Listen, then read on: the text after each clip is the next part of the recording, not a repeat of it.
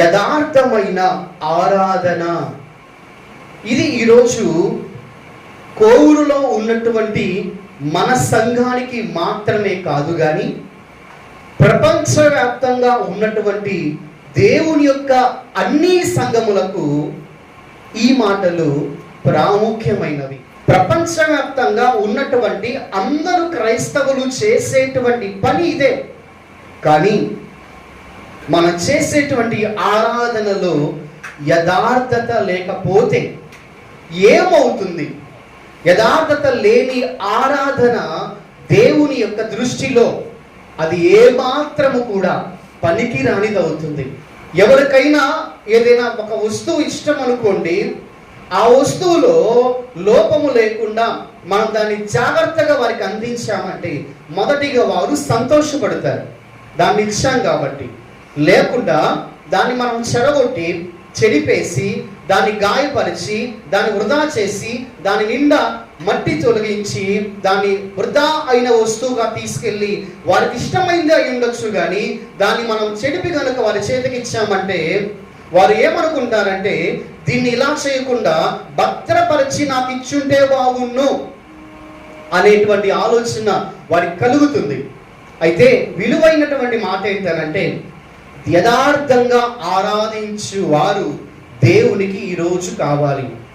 యథార్థమైన ఆరాధన.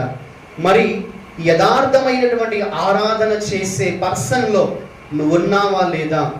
అది ఈరోజు మనం పరీక్షించుకోవడానికి దేవుడు మనకిచ్చినటువంటి సమయాన్ని మనం ఉపయోగించుకుని ముందుకెళ్దాం. యోహాను రాసినటువంటి సువార్త 4వ అధ్యాయము 20వ వాక్యాన్ని చూద్దాం. ఒకసారి చదువుదామా? మా పితరులు ఈ పర్వతమందు ఆరాధించిరు గాని ఆరాధించవలసిన స్థలము యెరూషలేములో ఉన్నదని మీరు చెప్పుదురని ఆయనతో అనగా యేసు ఆమెతో ఇట్లా నేను. చాలండి. ఆ రోజుల్లో 2 ఆరాధనలు జరుగుతాయి ఈ భూమి మీద. 2 ప్రాంతాల్లో జరుగుతాయి ఆరాధనలు. ఇది మనం అర్థం చేసుకోవాలి. ఈ మొదటి ప్రాంతం ఏంటంటే యెరూషలేములో ఉన్నటువంటి ఒక ప్రత్యేకమైనటువంటి స్థలం. అదే యెరూషలేము దేవాలయం. ఇక్కడ ఆరాధనలు దేవునికి జరుగుతూ ఉండేవి. 2వ ఆరాధన ఈ భూమి మీద ఇంకొక ప్లేస్లో కూడా జరిగేది. అది ఎక్కడంటే యెరూషలేము దేవాలయం నుండి 40 కిలోమీటర్లు కనుక మనం ప్రయాణించి ముందుకెళ్తే అక్కడ ఒక కొండ ఉంటుంది. ఆ కొండ పేరు గెరాజీము కొండ. ఈ గెరాజీము కొండ మీద కూడా ఆరాధనలు జరిగాయి. ప్రపంచంలో ఉన్నటువంటి భూభాగంలో ఆ రోజు 2 చోట్ల మాత్రమే ఆరాధనలు జరుగుతూ ఉండేవి. ఒక చోటు యెరూషలేము అయితే ఒక చోటు గెరాజీము. ఈ 2 ప్రాంతాలలో ఆరాధన జరుగుతూ ఉండేది.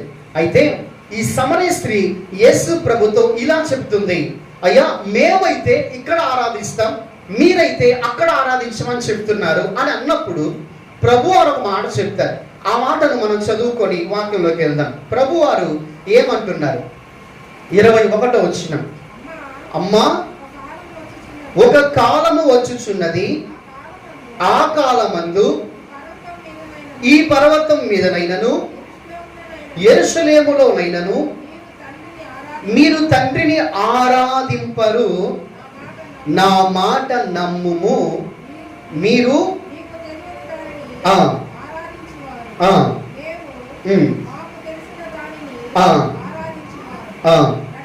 రక్షణ కలుగుచున్నది.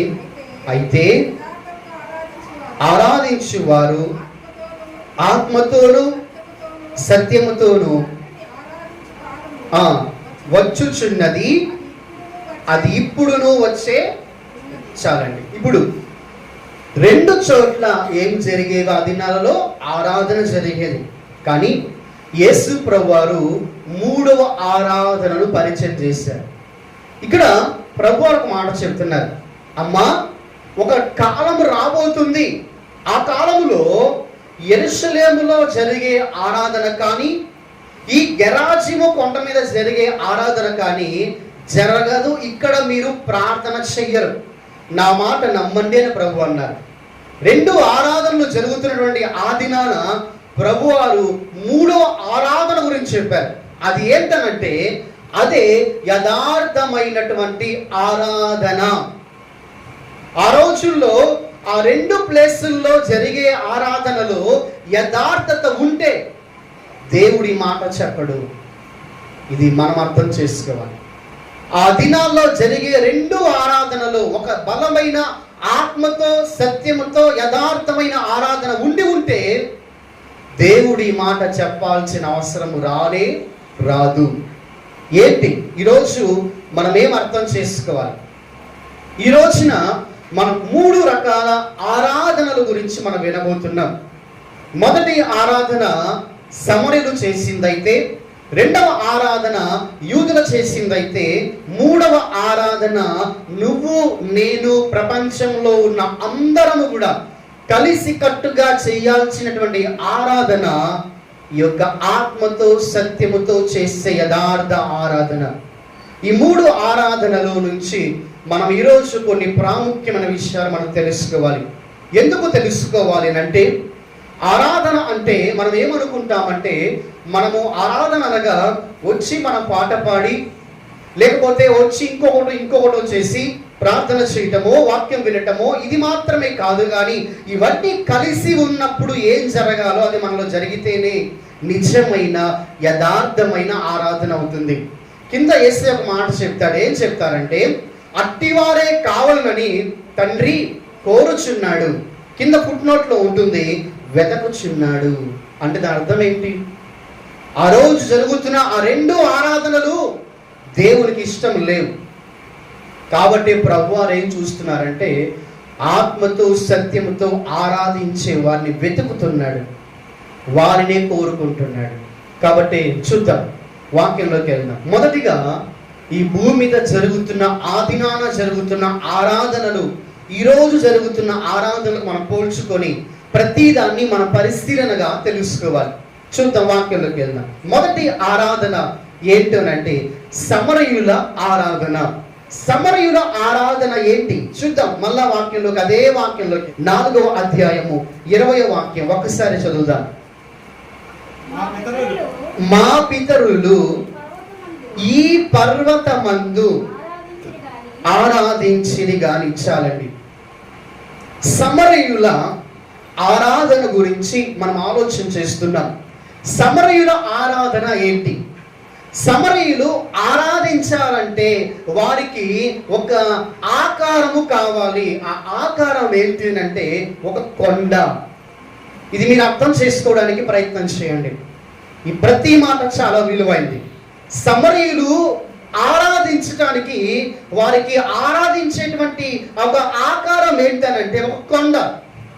సమరయులు గెరాజీము అనేటువంటి ఒక కొండ మీద వారు ఆరాధన చేసేవాళ్ళు.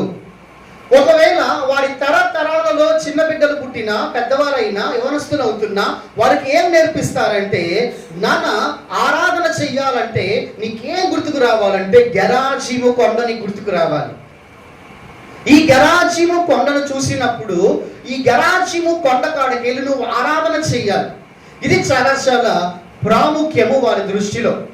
కాబట్టి ఈ యొక్క వారు చేసేటువంటి ఆరాధన దేనికి సంబంధించింది అంటే, వారు చేసేటువంటి ఆరాధన ఆకార కేంద్రీకృత ఆరాధన. వారు ఒక కొండని చూస్తారండి. ఆ కొండ ఏంటంటే గెరాజీము కొండ.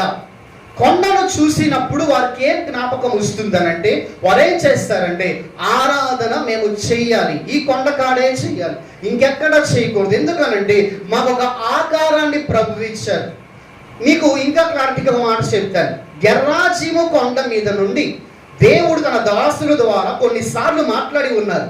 కాబట్టి వారు ఏం చేస్తున్నారంటే ఈ గెరాజీము కొండ మీదనే ఆరాధన చెయ్యాలి, అది దేవుడు మనకిచ్చింది అని నమ్ముతారు. కాబట్టి వారు చేసే ఆరాధన దేనికి సంబంధించిందంటే ఆకార కేంద్రీకృత ఆరాధన. దీన్నే ఇంకో మాటగా మనం చెప్పాలంటే వస్తు కేంద్రీకృత ఆరాధన అని కూడా చెప్పచ్చు.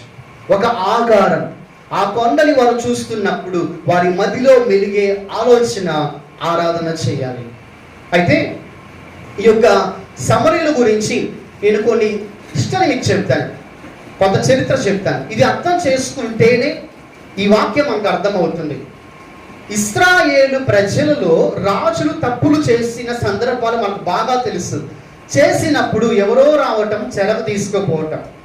చెరకు తీసుకొని ఇశ్రాయేలు దేశంలో చెరకు తీసుకొని వెళ్ళిపోయిన తర్వాత కొంతమందిని వారు పనికి రాని వాళ్ళు వీళ్ళని చెరగ తీసుకుపోయినా అనవసరంగా మేమే వీళ్ళని పోషించాలి, వీరి వల్ల ఏమీ కాదు అనుకొని కొంతమంది ఇశ్రాయేలు ప్రజల్ని అక్కడ విడిచి వెళ్ళిపోయారు. వెళ్ళిపోయిన తర్వాత ఆ ప్రాంతానికి కొంతమంది వచ్చారు, వారు అన్యులు.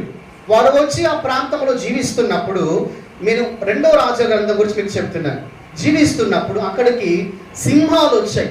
సింహాలు వచ్చి ప్రజలు చీల్చి చంపుతున్నాయి.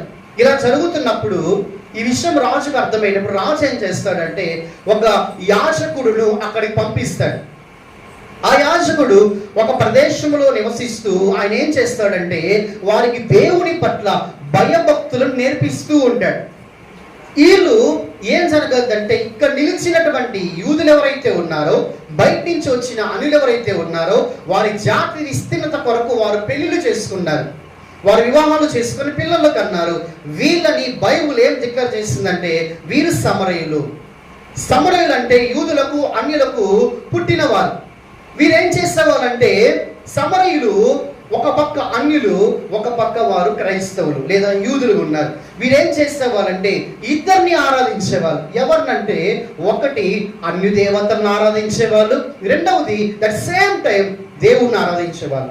ఈ రెండు వారి పక్షాన వారు జరుగుతూ ఉండేవి, చాలా కాలంగా జరుగుతుండేవి. ఆ తర్వాత మళ్ళా తిరిగి ఆ దేశంలోనికి ఇశ్రాయేలు వచ్చారు. ఎప్పుడు వచ్చారంటే జెరుబ్బాబు నాయకత్వంలో. మీకు ఒక విషయం బాగా అర్థమై ఉండాలి, జెరుబ్బాబు నాయకత్వంలో కొంతమంది షోమ్రోను ప్రజలు అక్కడికి వచ్చి మేము సహాయం చేస్తామంటారు యెరూషలేము దేవాలయం కట్టడానికి. అప్పుడు యూదా ప్రజలు ఏమంటారంటే మీరు మాలో చేరటానికి, దేవుని మందిరం కట్టడానికి మీకు అర్హత లేదని చెప్పి వారిని తోలివేసిన తర్వాత వారు ఏం చేస్తారంటే వీళ్ళకి వ్యతిరేకమైన పనులు చేయడం స్టార్ట్ చేస్తారు. యెరూషలేము దేవాలయం కట్టకుండా ఆపడానికి చాలా ప్రయత్నాలు చేస్తారు. ఈ ప్రయత్నం ఎలా ఉంటుందంటే ఇశ్రాయేలు ప్రజలన్నీ ఆ రోజులో ఒక చేతిలో రాయి, ఒక చేతిలో ఖడ్గం పెడుతూ పని చేస్తూ యుద్ధం చేస్తూ ఆ రోజు యెరూషలేము దేవాలయం కట్టారు. షోమ్రోను సమరయులు ఇశ్రాయేలుకి ఎలా అయిపోయారంటే యెరూషలేము దేవాలయం కడుతుంటే వారికి ఒప్పడం లేదు, యెరూషలేము దేవాలయం కట్టనివ్వకుండా వాళ్ళు పలు రకాల ప్రయత్నాలు వాళ్ళు చేస్తూ వచ్చారు. చివరికి దేవుని మహాకృప, దేవాది దేవుడు ఆ యెరూషలేము మందిరాన్ని కట్టించాడు. అక్కడ ఆరాధన వల్ల ప్రారంభించబడింది. సమరయులు మాత్రము ఈ యొక్క గెరాజీము కొండ మీద ఆరాధన చేసుకుంటూ ఉన్నారు. వారి బ్యాక్గ్రౌండ్ ఇది, వారి బ్యాక్గ్రౌండ్ చాలా ప్రాముఖ్యం. ఎందుకు చెప్తున్నానంటే ప్రభువుని నమ్మిన తర్వాత, ప్రభువులకు వచ్చిన తర్వాత కొన్నిసార్లు మనము పాత జీవిత ప్రకారంగా మనం పనిచేస్తూ ఉంటాం. మన థింకింగ్, మన ఆలోచనలు ఎక్కడెక్కడో ఉంటాయి, బైబిల్ ప్రకారంగా ఉండవు. కారణం ఏంటంటే మన బ్యాక్గ్రౌండ్. సమరయుల బ్యాక్గ్రౌండ్ ఏంటంటే సమరయులు ఒకప్పుడు ఇద్దరిని ఆరాధన చేసేవాళ్ళు, ద సేమ్ టైం ఇద్దరి మీద భక్తి కలిగి ఉండేవాళ్ళు. ఒక పక్క యెహోవా, ఒక పక్క అన్య దేవతలను, ఇలాగ దేవుణ్ణి ఆరాధిస్తున్నారు, అన్యులు ఆరాధిస్తున్నారు. ఇటువంటి ఆరాధన వీళ్ళు చేస్తూ ఆ తర్వాత కొండ మీద స్థిరపడ్డారు. ఆ కొండ మీద దేవాలయం కట్టుకున్నారు. ఆ దేవాలయంలో యెరూషలేములో ఉన్నట్లు అతి పరిశుద్ధమైన స్థలం ఉండదు, యెరూషలేములో ఉన్నట్లుగా పరిశుద్ధమైన స్థలం ఉండదు, యెరూషలేములో ఉన్నట్లుగా యాజకుడు వచ్చి అక్కడ ఆరాధన జరిపించాడు. లేవి గోత్రము వారికి ఏమాత్రము కూడా సపోర్ట్ చేయరు. ఇదే సమరయుల హిస్టరీ. సమరయులు చేసే ఆరాధనలో ఏముంటుందయ్యా అంటే వారు ఒక ఆకార కేంద్రీకృతాన్ని చేసుకొని వాళ్ళు ఆరాధన చేస్తూ ఉంటే దేవుడు అంటున్నాడు ఈ ఆరాధన తర్వాత కొంతకాలం తర్వాత జరగదు, నేను చెప్తున్నాను నమ్మని ప్రభువు చెప్తున్నారు. చాలా ప్రాముఖ్యమైన విషయం ఏంటంటే మన బ్యాక్గ్రౌండ్ మనల్ని ప్రభావితము చెయ్యకూడదు. సమరయులను అదే ప్రభావితం చేసింది. ఏంటంటే ఒకప్పుడు వారు అన్య దేవతలను ఆరాధిస్తూ, దేవుణ్ణి ఆరాధిస్తూ రెండు పడవల మీద కాలు వేసి ప్రయాణించిన ఆ ప్రజల ఆరాధన దేవునికి ఇంపైన సువాసన కాలేకపోయింది. కారణం ఏంటంటే వారికి కనిపించేటువంటి దాన్ని అనగా ఆరాధనకు ఆకారము ప్రాముఖ్యము. ఇది వారి సిద్ధాంతము. ఆరాధనకు ఆకారము ప్రాముఖ్యం. మరి ఈ రోజుల్లో ఈ సమరయులు చేసినటువంటి ఆకార కేంద్రీకృత ఆరాధనలు మనం ఎక్కడెక్కడ చూస్తాం, ఎక్కడెక్కడ ఈ ఆరాధనలు ఉంటున్నాయి, మనం ఏం నేర్చుకోవాలి, ఏం సరి చేసుకోవాలి, ఇదే ఈరోజు చాలా ప్రాముఖ్యం. అప్పుడు జరిగినటువంటి ఆరాధనకు ఈ రోజులు జరుగుతున్న ఆరాధనలకు సంబంధం చాలా ఉంది, అందులో యథార్థత లేదు. అందులో నేను కొన్ని విషయాలు ఈరోజు మనం పరిశీలన చేస్తూద్దాం. మొదటిది, ఇప్పుడు నేను మీకు ఒక ఆకారాన్ని నేను చూపిస్తాను. ఈ ఆకారం ఏంటంటే మీరేం చెప్తారు? ఇది సిలువ అని మనం చెప్తాం. ఇది ఆకారము సిలువ.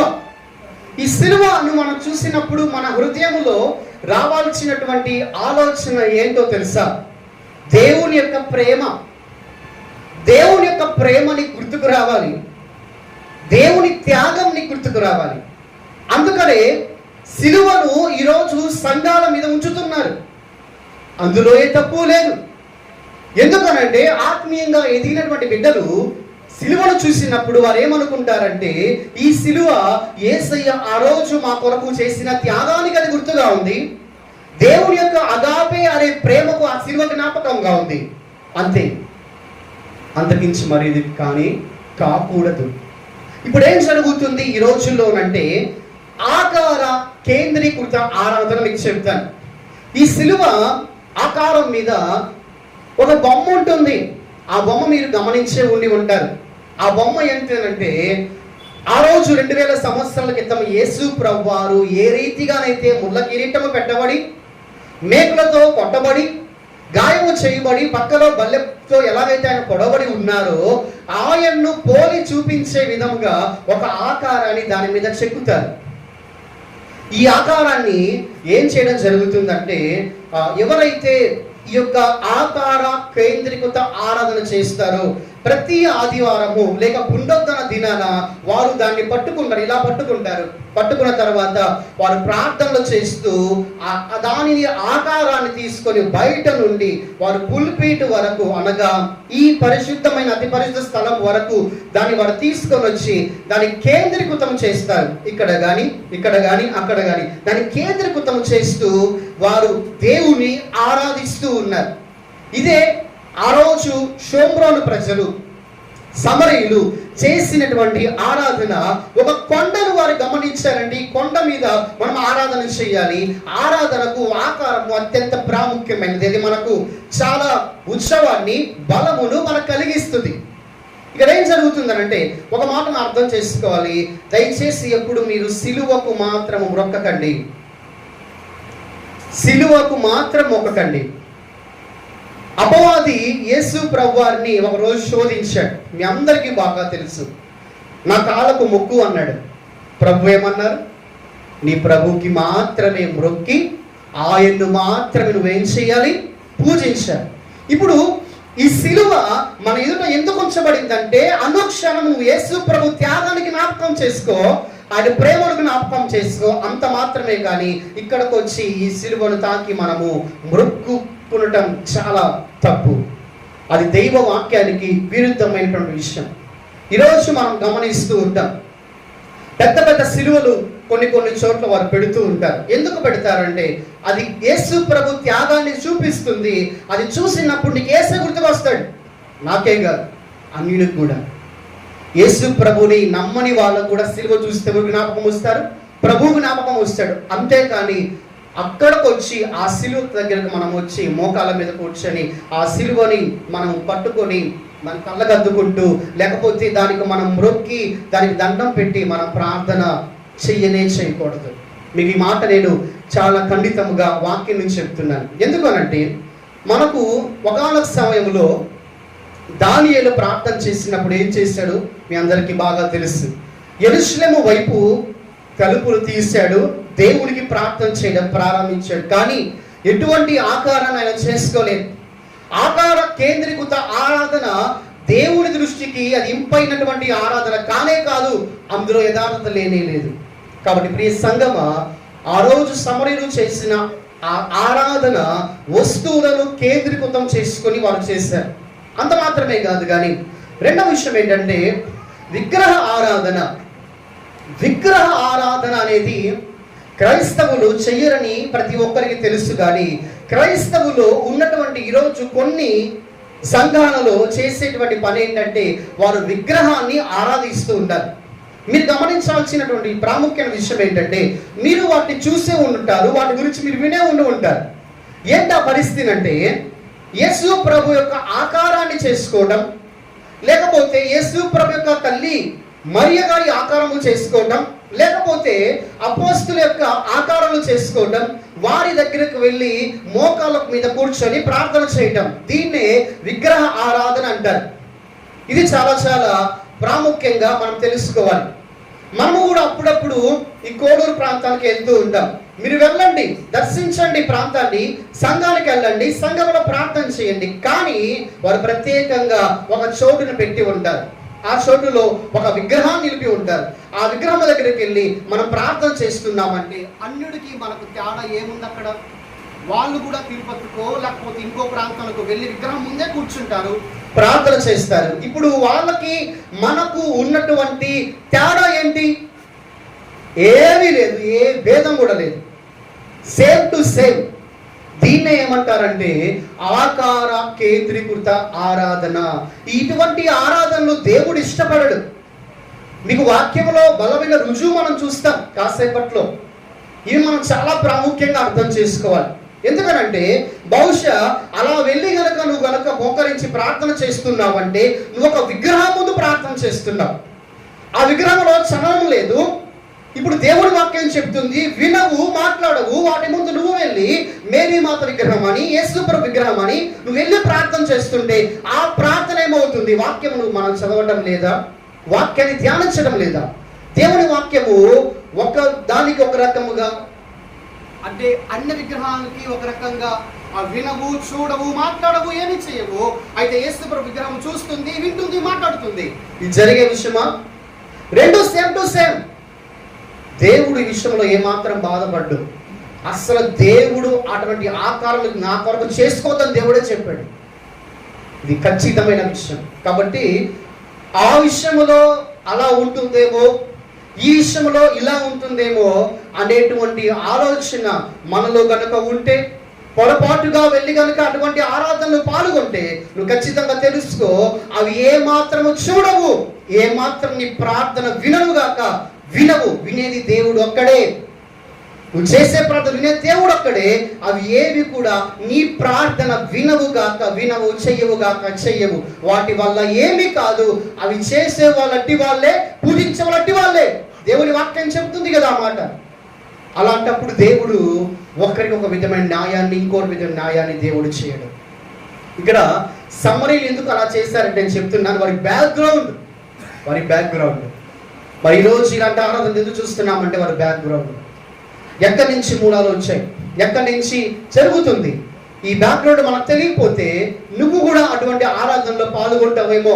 బహుశా మనం కూడా అంటే ఆరాధనలో దయచేసి మనం ఇప్పుడు పాల్గొనకూడదు, దాన్ని మనం చేయకూడదు. ఇలా కనుక నువ్వు చేసావంటే అది ఎంత పెద్ద తప్పు అవుతుందో తెలుసా? భయంకరమైనటువంటి పాపం. సర్వ సృష్టి గల దేవుని యొక్క ఆకారాన్ని ఒక మట్టితో చేసినటువంటి ఒక బొమ్మకు నువ్వు ఇచ్చావంటే అది కదా భయంకరమైన పాపం అంటే. కాబట్టి దయచేసి సంగమా, దేవుని వాక్యం మనకేం చెప్తుంది, మనం ఏం వింటున్నాం, ఆ ఆరాధన ఏంటి? మూడవ అంశానికి వస్తే బొమ్మలు. ఇప్పుడు మీకు మాట చెప్తాను. ఆమోసు గ్రంథము, నెహెమ్యా యొక్క గ్రంథములో ఒకసారి మనం గమనించాం. మౌల్డెడ్ ఇమేజెస్ అనేటువంటి మాట మనం చదువుకున్నాం. ఈ ఇమేజెస్ ఏంటంటే ఇక చిత్రపటాలు. దాన్ని మనం ఏమంటామండి ఈ రోజుల్లో, ఇంగ్లీష్లో ఫోటోస్ అంటాం. ఈ ఫోటోస్లో ఉన్నటువంటి ఆకారాలలో మీరు జీసస్ ఫోటోస్ చూసే ఉంటారు. ఆ జీసస్ ఫోటోస్లో మీకు తెలియని విషయం ఏంటంటే కొంతమంది మనుషుల ఫోటోస్ జీసస్ ఫోటోస్ నమ్ముతున్నారు. అంటే ఇది కంప్యూటర్తో, లేకపోతే ఈరోజు కొత్తగా వచ్చింది కదా ఏఐ అంటాం కదా, అలాగా మనిషి లేనటువంటి మనిషి ఆకారాన్ని చేయటం అనేది కొన్ని ఫోటోల్లో ఉంటే, కొన్ని ఫోటోస్లో సినిమాలో నటించిన నటులకు ఫోటోలు కూడా ఉన్నాయి. బహుశా మీకు తెలియకపోవచ్చు. టీవీ ఉంటే మీకు ఎగ్జాక్ట్గా నేను చూపించేవాడిని. బహుశా మీ ఇంట్లో ఉంటే తీసేయడానికి సిద్ధపడదాం. ఎందుకో చెప్తాను. ఎందుకనంటే ఇప్పుడు వస్తువుని కేంద్రంగా చేసుకొని, ఆకారాన్ని కేంద్రంగా చేసుకొని బహుశా మనం ఆరాధన చేసామంటే ఆ ఆరాధన వాక్యానికి విరుద్ధమైంది అవుతుంది. ఆ ఆరాధన యథార్థంగా ఉండదు. అక్కడ నువ్వు చేసిన ప్రార్థన ప్రభుకి ఇష్టంగా ఉండదు. నువ్వు చేసేది పాపం అవుతుంది. కాబట్టి ఈ రోజులో చాలా మంది పరిస్థితి ఎలాగైపోతుందో చెప్తాను. ఎలాగైపోతుందంటే, ఒకప్పుడు నేను కూడా అలాంటి సందర్భంలో ఉన్నవాడిని. మా ఇంట్లో కూడా ఒక చాలా పెద్ద పటం ఉండేది. ఆ పటం ఏంటంటే కంప్యూటరైజేషన్, అంటే అదొక ఈరోజు చెప్పడం అంటే అది మనిషి కాదు, ఏ మనిషి రూపము కాదు, కానీ వాళ్ళు అలా చిత్రీకరించి ఒక చిత్రపటంతో దాన్ని తీసి ఒక మంచి ప్రింట్ చేశారు. అది చాలా పెద్ద పటం ఉండేది. ఆ పటం చూసినప్పుడు నాకు భయం వచ్చేది. ఎందుకు భయం వస్తుందని చెప్తాను. ఆ పటాన్ని చూసినప్పుడు నేను ఎప్పుడైనా తప్పు చేసి అబద్ధాన్ని చెప్పి స్కూల్ ఎగ్గొట్టేసి కాలేజ్ ఎగ్గొట్టేసి ఆ లోపల తిరిగి వచ్చాను అనుకోండి, అని దాన్ని చూసినప్పుడు నాకు కొంచెం భయం వచ్చేది. ఎందుకంటే యేసు ప్రభు నన్ను చూస్తున్నాడు, ప్రభు నన్ను గమనిస్తున్నాడు. అయితే నేను తిరిగేటప్పుడు నాకు ఎటువంటి భయం ఉండదు, కానీ ఫోటో చూస్తే నాకు భయం వస్తుంది. ఆ ఫోటో పట్టుకోవడం భయం వస్తుంది. నేను తిరిగేటప్పుడు వాక్యం మర్చిపోతున్నా. ఏంటి ఆ వాక్యం అంటే, దేవుడు అనుక్షణము నిన్ను నన్ను హృదయాంతరంగా పరిశీలిస్తూ తమ దృష్టిలో చూస్తున్నాడని మర్చిపోతున్నాను. ఎందుకో చెప్పను, నేను చేసే ఆరాధన ఆకార కేంద్రీకృతం కాబట్టి. ఆ రోజు ఆకార కేంద్రీకృతమైనటువంటి ఆరాధన ఏముంటుంది, ఆ ఫోటోలో ఏముంటుంది, దేవుడు నాతో ఎలా మాట్లాడుతాడు, అందులో జీవము లేదే. జీవాధిపతి కలిగినటువంటి యేసు ప్రభువాన్ని ఆరాధించే మనము అలాంటి వాటిని కనుక మన ఇళ్ళల్లో కనుక పెట్టుకొని మనం చేస్తుంటే, నువ్వు తల వంచి మన చేతులు జోడిస్తాం. ఎవరి ముందు జోడిస్తున్నావు? అపవాది అంటున్నాడు నా ముందు జోడించు. ప్రభు అంటున్నారు లేదు, దేవుని ఎందుకు జోడించు. చాలా మంది ఆ ఫొటోస్ ముందు మోకాలు వేస్తారు. ఎందుకు మోకాలు వేస్తున్నావు? ఎవరి ముందు మోకాలు వేస్తున్నావు? చాలా జాగ్రత్తగా ఉండాలి. ఇవన్నిటికీ ఒకే ఒక వాక్యం జవాబిస్తుంది. మనం చూస్తాం. ప్రతిదానికి వాక్యం చూసుకుంటూ పోతే మనము 3 ఆరాధనలు చూడాలి కాబట్టి సమయం సరిపోదు. ఇవన్నిటికీ ఒకే ఆరాధన, ఒకే వాక్యంతో మనకు జవాబు వస్తుంది అనగాలి మనం చూస్తాం. అయితే బహుశా మనం మోకరించి చేతులు జోడించి ఉదయం లేవగానే బయటికి వెళ్తుండగానే నువ్వు ప్రార్థన చేస్తున్నావు అని అంటే ఖచ్చితంగా నువ్వు మిస్టేక్ చేస్తున్నావు, నువ్వు పొరపాటు చేస్తున్నావు. కాబట్టి దయచేసి దాని ముందు చేయొద్దు. ఇంకా నీకు అవసరమైన దేవుని వాక్యం తీసుకోండి. దేవుని వాక్యం దగ్గర ప్రార్థన చేయి. మోకరించి ఒక చోట వాక్యం తీసుకోండి. క్యాలెండర్ ఉంటుంది, ఒక వాక్యం చదువుకోండి.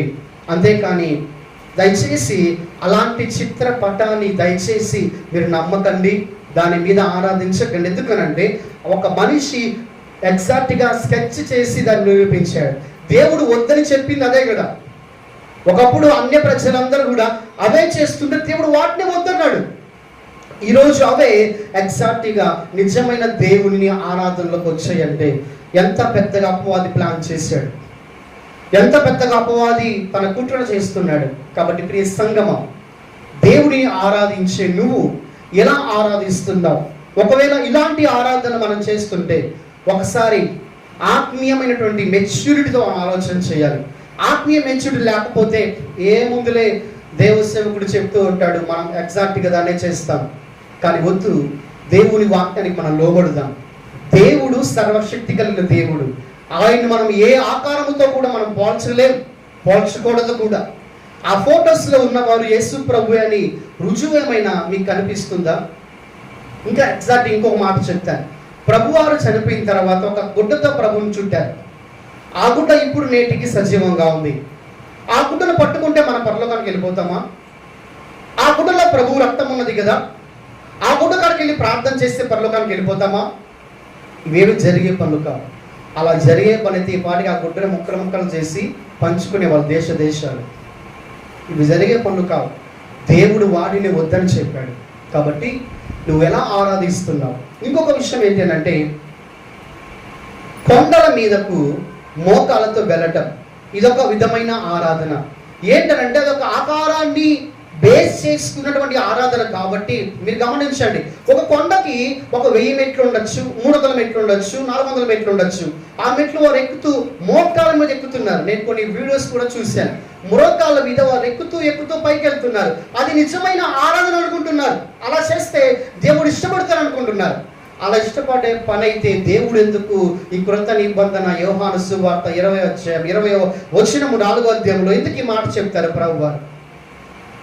కొండ మీద జరుగుతున్నటువంటి సమరీయుల ఆరాధనలో వారు ఒకవేళ భవిష్యత్ దేవుడు ఇష్టపడతాడేమో, దేవుడికి ఇంకా ఇష్టంగా జీవిస్తామేమో అని చెప్పి మోకాల మీద మోకాలు నడిచి వెళ్ళినా అది ప్రభుకి ఇష్టమైంది కానే కాదు.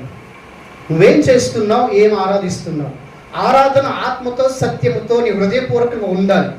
అలాంటి ఆరాధన నీ హృదయాన్ని ప్రభుకి ఇవ్వకుండా నువ్వు మోకాల మీద 100 మెట్లెక్కినా వృధా, 1000 మెట్లెక్కినా వృధా. దేవునికి ఏదేదో చేయించి ఏదేదో ఇచ్చినా కూడా వృధా వృధా వృధా. మీరు చూడండి, కోడూరు ప్రాంతానికి వెళ్ళినప్పుడు కోడూరు ప్రాంతంలో ఒక యాప చెట్టు ఉంటుంది. ఆ యాప చెట్టుకి కొన్ని తాళ్ళు కడుతూ ఉంటారు, వాటిలో కొన్ని రాళ్ళు పెడుతూ ఉంటారు. అవి దేనికో తెలుసా? ఆ యాప చెట్టు ఎక్కడుంది? దేవుని మందిరంలో. ఆ యాప చెట్టు ఇంకా దేని పక్కన ఉంది? మేరీ మాత విగ్రహం పక్కన ఉంది. కాబట్టి ఈ యాప చెట్టుకి మనం తాళ్ళు కనుక కడితామంటే మనకు పిల్లలు పుడతారు.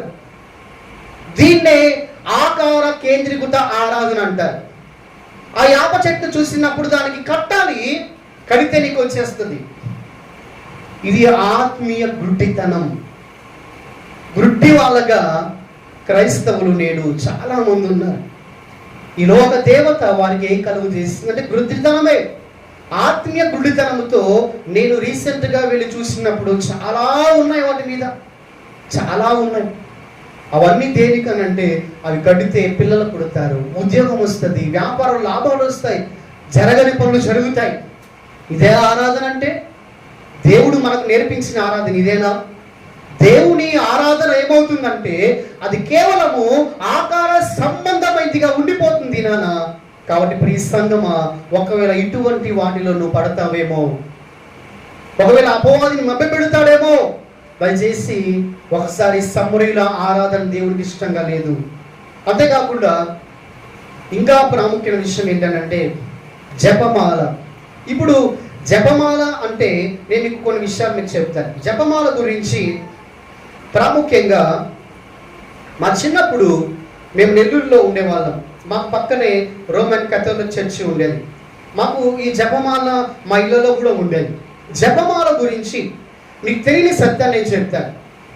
యేసు ప్రభువు లోకాన్ని విడిచిపెట్టి వెళ్ళిపోయిన తర్వాత ఈ యొక్క 1st సెంచరీ దాటింది, 100 సంవత్సరం దాటిన తర్వాత 200, 300 మధ్యలో కొంతమంది అడవి ప్రాంతాల్లోకి వెళ్ళిపోయి వారు ఏం చేస్తారంటే వర్షిప్ చేస్తూ ఉండేవాళ్ళు, ఆరాధిస్తూ ఉండేవాళ్ళు. వాళ్ళు ఆరాధించినప్పుడు వాళ్ళు కీర్తన గ్రంథము వాక్యాలు ధ్యానిస్తుండేవాళ్ళు. వరుసగా ధ్యానిస్తున్నప్పుడు వారు గుర్తుపెట్టుకోవడానికి ఒక మూడేసుకుని ఇది మొదటి కీర్తన చదివాను ఈరోజు, సెకండ్ ఇంకొక 3, ఇది 2వ కీర్తన, ఇలాగ వాళ్ళు అనుకుంటూ ఉండేవాళ్ళు. ఇది కొంతకాలం తర్వాత ఆ రోజుల్లో మొదటిగా క్రైస్తవతాన్ని అందరిలోకి తీసుకొచ్చినటువంటి ఈ యొక్క క్యాథలిక్స్ వారు ఏం చేశారంటే దాన్ని వారు స్వీకరించారు.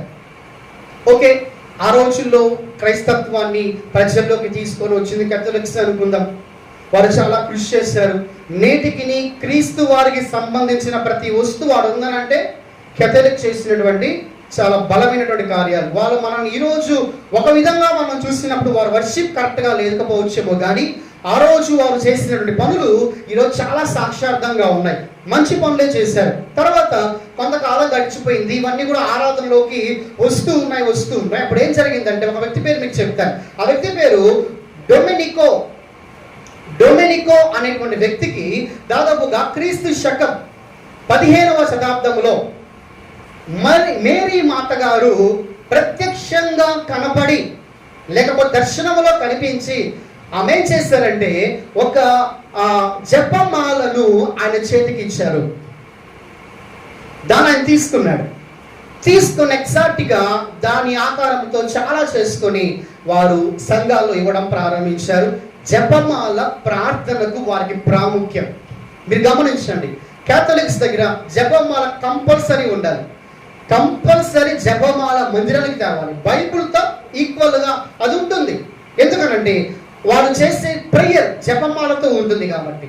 ఇప్పుడు ఇది ఎందుకండి, ఇందులో ఏముందో చెప్తాను. ఇందులో ఏముందో మీకు నేను వినిపిస్తాను.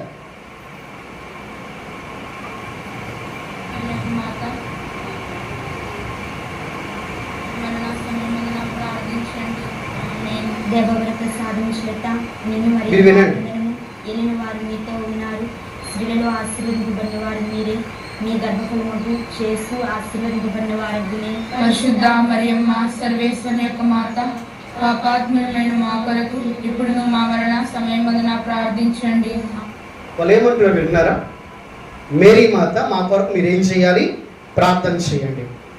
ఈ జపమాల అంతా ఎలా ఉంటుందనంటే, ఈ జపమాలలో ఒక పక్క వాళ్ళు ప్రభువారిని గురించినటువంటి యొక్క యేసు ప్రభు నేర్పిన ప్రార్థన చేస్తారు. ప్రార్థనలో ఒక మాట చెప్పిన తర్వాత వారు ఇదే రిపీట్ చేస్తూ ఉంటారు. ఇప్పుడు మళ్ళీ ఇంకో మాట, దేవవర ప్రసాదం చేత నిన్ను మరియమ్మ వందనము. ఏలిన వారు మీతో ఉన్నారు. స్త్రీలలో ఆశీర్వదింపబడిన ఏలిన వారంటే యేసు ప్రభు వారు. ఫలముకు యేసు ఆశీర్వదింపబడిన వారగునే. పరిశుద్ధ మరియమ్మ సర్వేశ్వరుని యొక్క మాత, పాపాత్ములమైన మా కొరకు ఇప్పుడును మా మరణ పాపులమైన మా కొరకు ఇప్పుడు మరణాంతము ప్రార్థించండి. ప్రార్థించండి. ఆమేన్. ఇది రిపీట్ అవుతుంది. నేను ఇది పెద్ద వీడియో, 29 నిమిషాలు ఉంటుంది. సేమ్ ఎగ్జాక్ట్ ఇదే, అంతమించి అక్కడ ఏముండదు. స్త్రీలలో ఆశీర్వదింపబడిన వారు ఇప్పుడు ఈ ప్రేయర్ మీకు ఎందుకు నేను వినిపించానో చెప్తాను. ఈ ప్రేయర్ మీకు ఎందుకు వినిపించానంటే, ఈ ప్రేయర్లో ఒక మాట మనం వింటూ ఉంటాం. మన కాడ ఒక జపమాల ఉంటుంది. నా దగ్గర ఉండేది ఒకప్పుడు, దాన్ని నేను వేసుకునేవాడిని. అది వేసుకున్నప్పుడు ఏదో కొంచెము బలంగా శక్తిగా ఉన్నట్లుగా భావించడం, ఇవన్నీ కూడా ఆ రోజుల్లో చిన్నపిల్లల్లో ఉన్నటువంటి ఆలోచన అయి ఉండొచ్చు. బట్ దాన్ని పక్కన పెట్టేస్తే జపమాల గురించి విషయం ఏంటంటేనండి, ఇందులో 53 అటు ఇటుగా 53 పూసలు ఉంటాయి. ఈ పోస్టర్లో ఒక్కొక్క పోస్టర్ పట్టుకుంటూ ఇప్పుడు వాళ్ళు యూత్ యవనస్తులు వాళ్ళు దాన్ని చేస్తూ ఉంటారు. పెద్దవాళ్ళు కూడా చేస్తూ ఉంటారు. ప్రార్థన తర్వాత ఇంకొక పోస్టర్ వాళ్ళు పట్టుకుంటారు. అది రిపీట్ అవుతూ వస్తారు. తర్వాత వాటిలో అన్ని పూసలు ఒక విధంగా ఉంటే కింద కొన్ని పూసలు వేరుగా ఉంటాయి. అక్కడ వేరే ప్రార్థన వస్తుంది. మళ్ళీ ఇదే కంటిన్యూ అవుతుంది అక్కడ చివరిలో కూడా. ఈ ప్రార్థన మీకు విషయాన్ని చెప్తాను. మరియమ్మ గారు, అంటే మన భాషలో చెప్తున్నాను, మరియమ్మ గారు మేము పాపులం, మా కొరకు మీరేం చేయాలి? ప్రార్థన చేయండి. ఇప్పుడు చేయండి, మా మరణాంతం కూడా చేయండి. ఇప్పుడు మా కొరకు ప్రార్థన చేయండి, మరణాంతం చేయండి. ఇదే ప్రేయరు చర్చిస్లో లేకపోతే కేథలిక్ మందిరాలలో కంటిన్యూగా జరిగేటువంటి ప్రార్థనలు. ఈ ప్రార్థనలో ఏముంది తప్పు నేను చెప్తాను. ఈ ప్రార్థనలో తప్పైన విషయం ఏంటంటే, వాస్తవానికి మరణించిన వారు ఎవరైతే ఉంటారో, మరణించినటువంటి వారు ఎవరైతే ఉంటారో వారి లోకములో వారి గురించి ఒక వాక్యం ఉంటుంది. వారు సమస్తం మర్చిపోతారు, వారికి ఏం గుర్తుండదని, లేకపోతే వారి లోకములో వారికి పాలు పొందుతుండవు అని ప్రసంగిలో మనం చూస్తాం. సరే, ఇది మనం పక్కన పెడితే రెండవ విషయం ఏంటంటే, మరణించిన వారందరూ కూడా వాళ్ళు పూర్తిగా కాదు, వాళ్ళు సజీవులుగానే ఉంటారు. కాబట్టి యేసు ప్రభువు వారు ఏమంటారంటే, పొదను గురించిన భాగమును చదవలేదా? అబ్రహాము, ఇస్సాకు, యాకోబు దేవుని ప్రభువు చెప్పినప్పుడు అక్కడ ఆయన మృతులకు దేవుడు కాదు కానీ సజీవులమే దేవుడు. కాబట్టి ఈ మాటను బట్టి అబ్రహాము సజీవుడిగా ఉన్నాడు. మేరీ మాత గారు కూడా, ఎవరైనా నువ్వైనా నేనైనా పునరుద్ధానం జరగాల్సిందే, సజీవులుగా ఉంటాం, అందులో ఎటువంటి డౌట్ లేదు. కానీ సజీవులమైనటువంటి మనము ఈ లోకములో నువ్వు ప్రార్థన చెయ్యాలంటే నువ్వు ఇతరులకు విజ్ఞాపన చెప్పాలి. మనుషులకే వారిని కొరకు ప్రార్థన చేస్తారు. కానీ చనిపోయి సజీవులుగా పరదైసులో లేకపోతే దేవుని సామ్రాజ్యములో పరలోకములో ఉన్న వారి గురించి ఇక్కడ నుంచి నువ్వు ప్రార్థన చేసి, మేరీ మాత గారు నా కొరకు నువ్వు ప్రార్థన చెయ్యాలంటే అది నిజంగా వాక్యానికి విరుద్ధమైన విషయం. దానికి వారు చూపించే రెఫరెన్స్ ఏంటంటే, యాకోబు భక్తుడు చెప్తాడు ఒక మాట, ఎవరైనా అనారోగ్యంతో ఉంటే సంఘ పెద్దలు పిలువనింపుంచుడి, ప్రార్థన చేయించుకోండి. సంఘ పెద్దలు ఆ రోజుల్లో మేరీ మాత గారుగా ఉన్నారు కాబట్టి మేము ప్రార్థన చేస్తున్నామంటారు. దానికి వాళ్ళు రకరకాల వాక్యాలు ఆధారం చేస్తున్నారు. ఇవేవి కూడా సత్యం కానే కావు. అలాగ ఏ పని అయితే మనం కూడా పౌలు గారు మా కొరకు ప్రార్థన చేయండి, పేతురు గారు మా కొరకు ప్రార్థన చేయండి, అబ్రహామా నా కొరకు ప్రార్థన చేయండి. ఆల్రెడీ అబ్రహాం ఆయన ప్రార్థన చేశాడు. ఏ ప్రార్థన అంటే, అబ్రహాం పరలోకములో పరదేశంలో ఉంటే ఆయన రొమ్మున లాజరు ఆనుకో ఉంటే కింద ఉన్నటువంటి ధనవంతుడు ఏమన్నాడంటే, అయ్యా అబ్రహామా, లాజర్ని అడిగి కొంచెం నీళ్ళు ఒక్క చుక్క నాకు ఇయ్యంటే ఆ దేవుడు అబ్రహాం అంటాడు, నాలో ఏం లేదు, నేనేం చేయలేదు, మధ్యలో అగాధం ఉంది. అమ్మ ఒకటి జ్ఞాపకం పెట్టుకోవాలి, అబ్రహాం అయినా ఎవరైనా ఏం చేయలేదు. ప్రార్థన చేస్తే రిప్లై ఇచ్చే దేవుడు మాత్రమే. ఇది నువ్వు జ్ఞాపకం చేసుకోవాలి. కాబట్టి ఒకవేళ జపమాల మన దగ్గర ఉండి అలాంటి ప్రార్థన మనం చేస్తామంటే అసలు అవి ఎంతైనా ఒక మాట చెప్పాలంటే వెర్రితనంతో కూడుకున్నటువంటి ప్రార్థనలు. కాబట్టి దయచేసి ఇలాంటి ప్రార్థనలో మనం పాలు పంపులు పొందకూడదు. నీ కొరకు నిత్యము ప్రార్థించిన వారు ఉన్నారు. ఆయన గురించి నేను చెప్తాను. ఆయన ఎవరంటే మనుషులకు దేవునికి మధ్యవర్తి ఒక్కడే. ఎవరైనా క్రీస్తు యేసును నరుడు, ఈయన నీకు మధ్యవర్తి. నువ్వు డైరెక్ట్గా ఎవరికి ప్రార్థన చేయొచ్చు?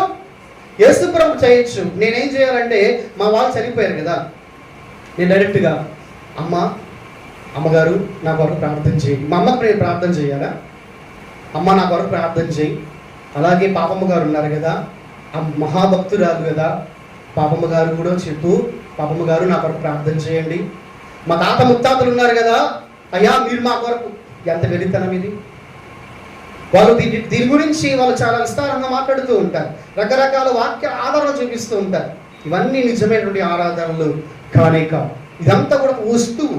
ఇప్పుడు నా దగ్గర ఒక జపమాల ఒక వస్తువు ఆకార కేంద్రీకృతమైనది, అది నా దగ్గర ఉందనుకోండి, అది నాకు ఆకార కేంద్రీకృత ఆరాధన నన్ను ప్రోత్సహిస్తుంది, నాకు బలాన్ని ఇస్తుంది, అది ఎంతగానో బలపరుస్తుంది.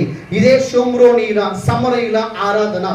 కానీ ప్రభు అంటున్నారు, ఇలాంటి ఆరాధన దేనికి కూడా పనికిరాని ఆరాధన, ఇటువంటి ఆరాధన నాకు ఇనస్సుపోయినటువంటి ఆరాధన కాదు. కాబట్టి ఇక్కడ మీరు రాబోజునలో ఆరాధించరు. ఇది ప్రభువు చెప్పినటువంటి మాట. కాబట్టి ఒకవేళ ఇంకా చాలా విషయాలు ఉన్నాయి. ఒకవేళ బహుశా మనం కనుక ఈ వస్తు కేంద్రీకృత ఆరాధన కనుక మనలో ఉంటే, దయచేసి వాటి తీసి పక్కన పెడతాం. ఎందుకంటే ఒకవేళ మన ఇంట్లో ఫోటో ఉందని, యేసుప్రభు ఫోటో, దాన్ని తాకాలని మన భయం వేస్తారు. ఆ ఫోటో మన ఇంట్లో ఉంటే మనకి ఏదో కలిసి వస్తుందని ఫీలింగ్ వస్తుంది. ఇలాంటి వారు చాలా మంది ఉంటారు. మీకు ఒక నెక్స్ట్ ఎగ్జాంపుల్ చెప్తాను. లాబాను ఎవరికి మామ? యాకోబుకి మామ. లాబాను అన్యుడే. తనేమో తెలుసా, యెహోవా వలన నువ్వు ఆశీర్వదించబడుతున్నావు, నీ వలన నాకు ఆశీర్వాదం వస్తుంది, నువ్వు ఎక్కడికి పోవాల్సిన అవసరం లేదు, పోతే నేను ఒప్పుకోను. అవునా? మరి రాహేలు ఉన్నారుగా, యాకోబు భార్య, రెండవ భార్య. రాహేలు ఒక విగ్రహాన్ని దొంగలించింది. మీ అందరికీ తెలుసు. రెఫరెన్స్ చూసే సమయం లేదు, నేను చెప్తున్నాను. విగ్రహం దొంగలించింది. ఎందుకు దొంగలించింది? విగ్రహాన్ని ఎందుకు దొంగలించింది? విగ్రహము ఆకార కేంద్రీకృత ఆరాధన. ఆ విగ్రహం ఉంటాన్ని బట్టి ఆమె అనుకుంటుంది, మా నాన్నకి ఇంత ఆస్తి వచ్చిందంటే ఆ విగ్రహం, మేము వెళ్ళిపోతున్నాం, ఆ విగ్రహం మాతో ఉంటే మాకు కూడా అంత ఆశీర్వాదం, అంత దీవెన అనుకొని వారు నాన్న వచ్చి వెతుకుతూ ఉంటే అబద్ధం చెప్పి మరి దానిపైన కూర్చోంది. ఎందుకో తెలుసా? అది వెళ్ళిపోతే ఆస్తి నష్టం వస్తుందని, అదృష్టం పోతుందని. ఇది కదా కేంద్రీకృతం. ఏం చేసుకుంది? ఆకార కేంద్రీకృత ఆరాధన. ఒకవేళ మొదట్లో ప్రభువు గురించి వాక్యం తెలియనప్పుడు నాకు ఆ ఫోటోలు చూసినప్పుడు చాలా బలమైన అభిప్రాయం కలిగేది. వాక్యంలోకి వచ్చిన తర్వాత ఆ ఫోటో తీసేటప్పుడు నాకేం భయం అనిపించలేదు. ఎందుకంటే అది యేసు ప్రభు కాదు కదా, ఆయన దేవుడు కాదు కదా, అక్కడ ఉండేది దేవుని ఆకారం కాదు కదా. ఎందుకు భయం? నేను తీసేసాను, అసలు మా ఇంట్లో లేవు. ఎందుకు చెప్తున్నానంటే, నువ్వు ఆరాధించే దేవుణ్ణి ఆరాధించేటప్పుడు దేన్ని పడితే దాన్ని ముందు పెట్టుకొని దేవానికి స్తోత్రం అని అన్నామంటే పాపం. ఇప్పుడు వాక్యంలోకి వెళ్దాం, చూద్దాం ఒకసారి. ద్వితీయోపదేశకాండం అందరం తీయాలి. ఈ వాక్యం అందరం తీయాలి. బిగ్గరగా చదివే వాళ్ళు ఈ వాక్యం చదవండి. ద్వితీయోపదేశకాండము 4వ అధ్యాయము, ద్వితీయోపదేశకాండము 4వ అధ్యాయము 15వ వచనం నుంచి దయచేసి ఎవరైనా ఒక్కరు బలముగా. హోరేబులో యెహోవా అగ్ని జ్వాలల మధ్య నుండి మీతో మాట్లాడిన దినమున మీరు ఏ స్వరూపం, ఈ పాయింట్ మీరు జ్ఞాపకం చేసుకోండి. హోరేబులో దేవుడు మాట్లాడినప్పుడు, అగ్నిలో నుంచి మాట్లాడినప్పుడు మీరు ఏ స్వరూపాన్ని చూడలేదు. ఖచ్చితంగా ఏ స్వరూపాన్ని మనం ఎప్పుడు చూడలేదండి. దేవుడు ఆత్మ కనుక ఆయన ఎవ్వరు చూడలేదు. ఇది మొదటి సత్యం. తర్వాత చూద్దాం. కావున మీరు చెడిపోయి భూమి మీదనున్న ఏ జంతు ప్రతిమనైనను, మొదటి మాట, ఆకాశమందు ఎగురు రెక్కలు గల ఏ పక్షి ప్రతిమనైనను. చాలా ఒక్క మాట చదువుదాం. ఇక్కడ ఆకాశంలో ఎదిగే ఒక పక్షి ఉంది. ఆ పక్షి పరిశుద్ధాత్మ సూచనగా ఉంది, పరిశుద్ధాత్మ కాదు. దయచేసి పావురాలకి మొక్కడము మానుకోవాలి. పావురాన్ని ఫోటో ఇంట్లో పెట్టుకొని ప్రార్థన చేయడం, పరిశుద్ధాత్మని మానుకోవాలి. ఇంకా కిందకు వద్దాం. అమ్మ చదువుతారా? 18. నేల మీద ప్రాకు ఏ పురుగు ప్రతిమనైనను, భూమి క్రిందనున్న నీల యందని ఏ చేప ప్రతిమనైనను, ఆడు ప్రతిమను గాని మగ ప్రతిమను గాని. ఇప్పుడు మీ ఇళ్లలో ఉన్నటువంటి ఫోటో మగ ప్రతిమ కాదా? కాదని చెప్పకండి, మగ ప్రతిమే. మనం చెయ్యొచ్చా? కిందకి వెళ్దాం. ఏ స్వరూపము కలిగిన విగ్రహమును మీ కొరకు చేసుకొనకుందున్నట్లు ఆకాశము వైపు కనులెత్తి సూర్య చంద్ర నక్షత్రములైన ఆకాశ సైన్యములను చూచి మరులు కొల్పబడి మీ దేవుడైన యెహోవా సర్వాకాశము క్రిందనున్న సమస్త ప్రజల కొరకు పంచిపెట్టిన వాడికి ఏం చేయకూడదంట? నమస్కరించి వాటిని పూజింపకుండునట్లు మీరు ఎలా ఉండాలి? బహు జాగ్రత్త కలిగి ఉండాలి. కాబట్టి ప్రియ సంగమా, దేవుడు ఇక్కడ ఇచ్చినటువంటి ప్రతి దాని గురించి దేవుడు స్పష్టంగా చెబుతున్నారు. చెక్కతో చేసిన శిలువ ఆకారానికైనా, విగ్రహంతో చెక్కబడిన విగ్రహముకైనా, ఫోటోలో చేసే మగ ఆకారానికైనా, లేకపోతే జపము రూపములో చేసుకున్నటువంటి పూసలకైనా నువ్వు ఆరాధన చేస్తూ మొక్కుతా ఉంటే ఒక్కసారి జాగ్రత్తగా ఉండు. దేవునితో ఆటలు ఆడటానికి నరుడు కాడు, దేవునితో ఆటలు ఆడకూడదు. అందుకే యేసయ్య లోకానికి వచ్చాడు. ఎందుకు వచ్చాడు యేసయ్య? ఎందుకు ప్రభు వారు ఈ మాట చెప్తున్నారు? ఆత్మతో సత్యముతో ఆరాధించే వారిని ప్రభు చూస్తున్నాడని, కావాలని. ఎందుకనంటే ఆరాధన ఈరోజు ఎలాగైపోయిందంటే దేవునికి ఇష్టము లేనిదిగా జరుగుతూ ఉంది ప్రపంచంలో ఎన్నో చోట్ల. కాబట్టి పైనుంచి ప్రభువారు భూమి మీద పాకే దగ్గర నుంచి, నీళ్ళల్లో ఉన్న దగ్గర నుంచి, మనిషి దగ్గర నుంచి, ఆకాశంలో ఉన్న నక్షత్రాల కాడి నుంచి టోటల్ ప్రభు చెప్పేశారు, ఒక్కదాన్ని ఏ స్వరూపం చేసుకోవద్దు, ఆరాధించద్దు, జాగ్రత్తగా ఉండు. కాబట్టి సమరయులు చేసిన ఆరాధన ఈ రోజుల్లో జరుగుతుంది. ఒకవేళ నువ్వు ఆరాధనలో పాల్గొని ఏదో జరుగుతుంది అనుకుంటే ప్రియ సంగమా, అపవాదిని మోసం చేస్తున్నాడేమో. యేసు ప్రభు అపవాది శోధించినప్పుడు నాకు మృక్కు అన్నప్పుడు ప్రభు మొక్కలేదు, నా దేవుడికి నేను మొక్కుతానని చెప్పాడు. తండ్రికే మొక్కాడు. నువ్వు కూడా తండ్రికే మొక్కు. అందుకే తండ్రి ఆత్మ, ఆయన ఆత్మ కనుక ఆత్మతో నువ్వు ఆరాధన చేయి. ఆకారకేంద్రీ కొంత ఆరాధన వద్దు మన జీవితంలో, దేనిని వద్దు. ఇంకా చెప్పుకున్నవి చాలా ఉన్నాయి, కానీ సెకండ్కి మనం వెళ్తున్నాం. రెండవ ఆరాధన.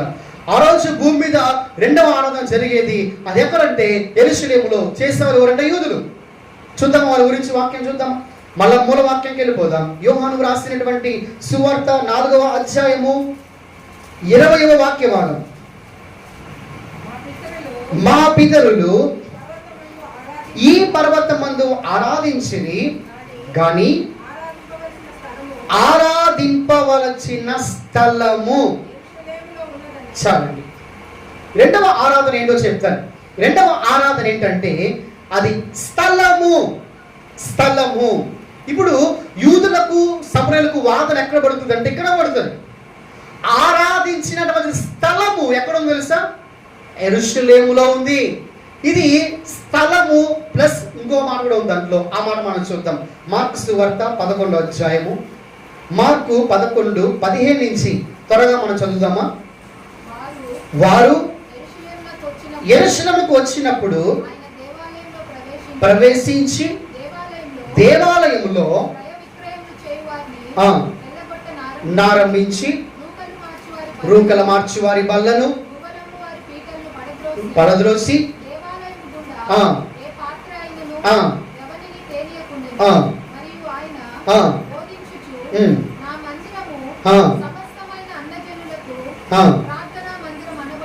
ఆ, అని అని రాయబడలేదా? అయితే మీరు ఆ, దానిని దొంగలకుగా చేస్తున్నారు. ఇప్పుడు యెరూషలేములో జరిగేటువంటి ఆరాధనలు రెండు ఉంటాయి.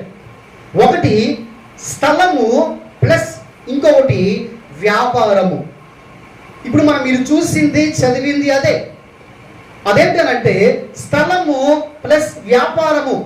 ఇలా జరిగిన తర్వాత వ్యాపారానికి అడ్డొచ్చిన యేసు ప్రభు వారికి నిజంగా అడ్డొచ్చాడు. చూద్దాం 15-18 వాక్యం. శాస్త్రంలో ప్రధాన యాజకులు ఆ మాట విని జనసమూహమైతే ఆయన బోధకు బహుగా ఆశ్చర్యపడడం చూసి ఆయనకు భయపడి ఆయన నేలాగు సంబరించుదుమా అని సమయము చూచారంట. ఇప్పుడు యేసయ్య ఎప్పుడైతే ఈ మాట చెప్పాడో యేసు ప్రభు వారికి అడ్డమయ్యాడు. ఎందుకో చెప్తాను.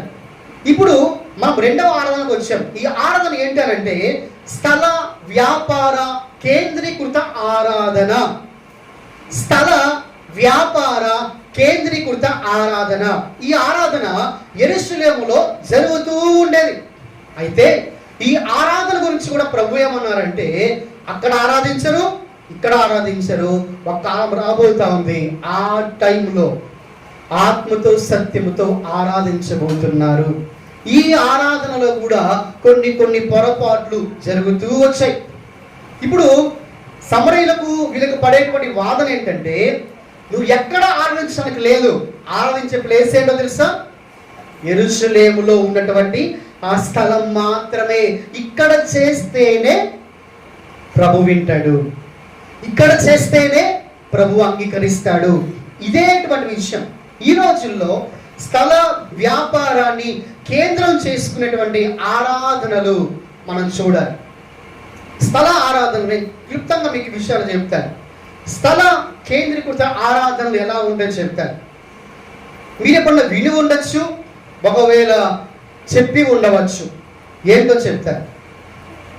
ఇక్కడికి వస్తేనే మీకు ఉద్యోగం వస్తుంది, ఇక్కడికి వస్తేనే మీ వ్యాపారంలో లాభం వస్తుంది, ఇక్కడికి వస్తేనే నీకు బిడ్డలు కొడతారు, ఇక్కడికి వస్తేనే నీకు స్వస్థత వస్తుంది, ఇక్కడికి వస్తేనే నువ్వు ప్రార్థించిన అన్ని దక్కుతాయి. దీన్ని ఏమంటామంటే స్థల కేంద్రీకృత ఆరాధన. స్థలం ప్రాముఖ్యం, ప్లేస్ ప్రాముఖ్యం. మీరు గమనించుంటారు, మీకు చెప్పుండొచ్చు, విని ఉండవచ్చు. ఏంటనంటే ఆర్థికంగా ఇబ్బందిగా ఉందా, అనారోగ్య సమస్యలు ఎక్కువగా ఉన్నాయా, అపవాది బంధకాలు మీకు ఉన్నాయా, మీరేం చేస్తారంటే మనకు తెలిసిన వారు చెప్పుండొచ్చు, మీరు విని ఉండొచ్చు. ఏం చేస్తారంటే ఫలానా ఊరిలో ఫలానా ప్లేస్లో ఒక మందిరం ఉంది, అక్కడికి వెళ్ళి ఒక 2, 3, 4 రోజులు ఆడ గడపండి, పడుకోండి, నిద్ర చేయండి, మీకు అన్నీ బాగుంటాయి. దీన్ని స్థల కేంద్రీకృత ఆరాధన అంటారు. ఇది మీరు వినే ఉంటారు, చూసే ఉంటారు. ఇలాంటివి మనం గమనిస్తూ ఉంటాం.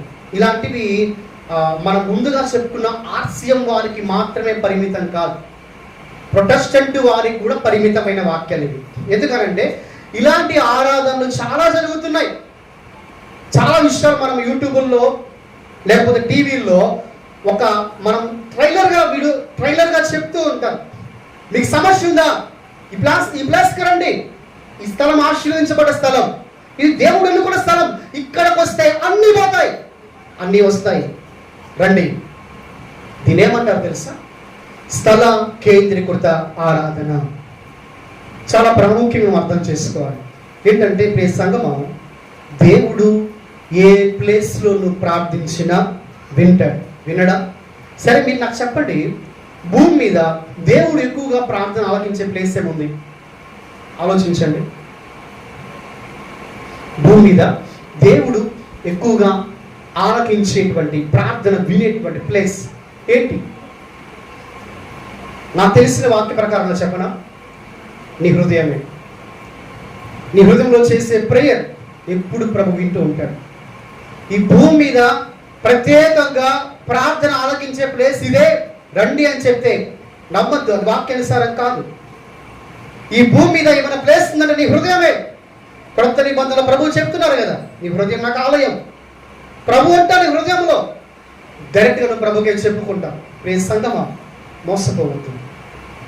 చాలా మంది చెప్తూ ఉంటారు, స్థలాన్ని బేస్ చేసుకుంటారు. ఆ స్థలంలో జరుగుతున్న ప్రార్థనలు బట్టి, ఆ స్థలంలో జరిగే విషయాలు బట్టి ఇక్కడికి వస్తే జరుగుతాయంటే కుదరదు.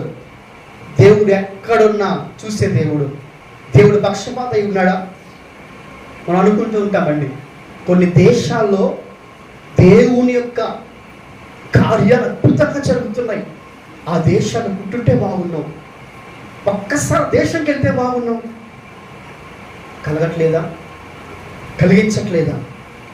ప్రియ సంగమా, నువ్వు ఏ దేశంలో ఉన్నా, ఎక్కడ పుట్టినా దేవుని వాక్యం చెప్తుంది, పాతాళముకి వెళ్ళిపోయినా అక్కడ ఉన్నావు, సముద్రాలు పండుకున్న అక్కడ ఉన్నావు, రెక్కలు చాపి అక్కడ ఎగిరిన అక్కడ ఉన్నావు. నువ్వు లేని చోటు ఏది ప్రభువా? ఒక భక్తుడు రాస్తున్నాడు ఆ మాట. దేవుడు లేని చోటు ఏది? దేవుడు ప్రపంచంలో ఒక దేశాన్ని, ఆ దేశంలోని ప్రాంతాలనే, వివిధ దేశాలని ప్రభు ఆశీర్వదించి అక్కడే ప్రార్థనలు బాగా జరుగుతాయా? అక్కడ అద్భుతాలు జరుగుతాయా? లేదు లేదు. నువ్వు ఎక్కడ ఉన్నా, ఏ చోట ఉన్నా. ఒకప్పుడు ఇశ్రాయేలు దేశంలో మందిరం లేదు. అప్పుడు వాళ్ళు ఎట్లా ప్రార్థన చేశారు? దావీదు ఎలా ప్రార్థన చేశాడు? దావీదు ఎలా ప్రార్థన చేశాడు? ఆ తర్వాత అందరూ ఎలా ప్రార్థన చేశారు? దేవుని మందిరము లేదు ఆ స్థలంలో. స్థలాన్ని ఎప్పుడు మనం కేంద్రీకృతంగా చేసుకొని చెప్తుంటే నమ్మకండి. ఏ స్థలమైనా, అది ఇదైనా అదైనా, ఎక్కడ నువ్వు నిలబడి ప్రార్థన చేయి ప్రభు కొరకు. నీ ఇల్లైనా జరుగుద్ది అద్భుతం. కాబట్టి ఈరోజు స్థల కేంద్రీకృత ఆరాధనలు ఎక్కువ అవుతున్నాయి. నమ్మద్దు. చాలామంది తీర్థయాత్రలకు పోదాం, ఫలానా ప్లేస్కి వెళ్తే చెడిపోతుంది అనుకుంటారుగా. నువ్వు అలా అనుకుంటున్నావా? మనం అనుకోవచ్చా? ఫలానా ప్లేస్కి వెళ్తే నా భారం అంతా పోద్ది, అక్కడికి వెళ్ళి మొక్కుకొస్తే జరగతుంది అనుకొని స్థలాన్ని కేంద్రీకృతం చేసుకొని చాలామంది వెళ్తున్నారే, వారిలో నువ్వు కూడా ఒకటైపోతున్నావా? ఎందుకు వెళ్ళాలి? ఏ దేవుడు ఇక్కడ లేడా? నీలో లేడా? నీట్లో లేడా?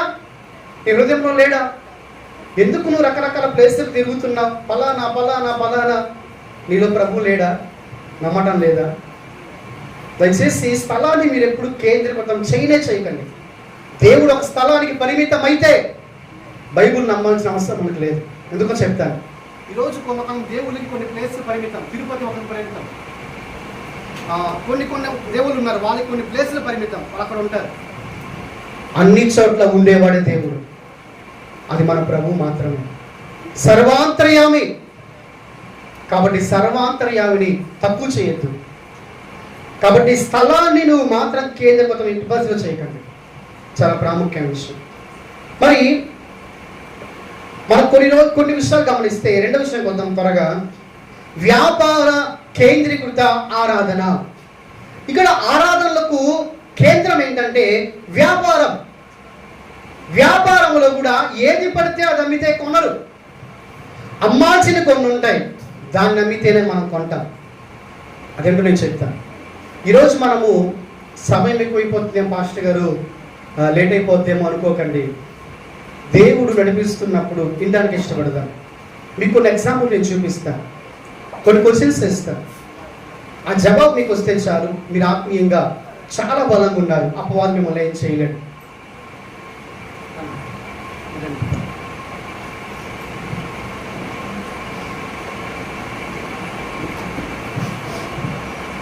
నేను మీకు ఇచ్చేదాన్ని వరుసగా పెట్టండి. అక్కడ వరుసగా పెట్టండి. ఇది హోసన్న మినిస్ట్రీస్ వారు చేసినటువంటి ప్రార్థన నూనె. మనకు ఈ నూనె ప్రార్థనలు చేసేటువంటి వాటిని ఆ ప్రజల్లోకి తీసుకొచ్చినటువంటి దాసులు ఎవరైనా ఉన్నారంటే యేసన్న గారు. ఆయన చేసినటువంటి పరిచర్య బహు గొప్పది. ఈ ప్రేయర్ ఆయిల్ చాలా ప్రాముఖ్యమని చెప్తారు. ఇది యేసన్న గారు చేసినటువంటి ప్రేయర్ ఆయిల్. దీన్ని మనం బాబుజీ బ్రదర్ సైడ్ నుంచి పెట్టుకోరండి. ఎస్, ఇది శ్యామ్ కిషోర్ అన్న గారు చేసిన ప్రేయర్ ఆయిల్. మీరు వినాలి బాగా. అది యేసన్న గారు చేసిన ప్రేయర్ ఆయిల్ అయితే, ఇది శ్యామ్ కిషోర్ అన్న చేసిన ప్రేయర్ ఆయిల్. ఇది సెకండ్ పెట్టండి. ఇది బెల్లంపల్లి ప్రవీణ్ అన్నగారు చేసిన ప్రేయర్ ఆయిల్. ఏం చిన్నగా పెట్టారనుకుంటున్నారా? లేదు కాబట్టి చేస్తున్నాను. ఉంటే పెద్దగా పెట్టామని. ఇక్కడ ఎవరిని తక్కువ చేయట్లేదు, ఎవరిని ఎక్కువ చేయట్లేదు.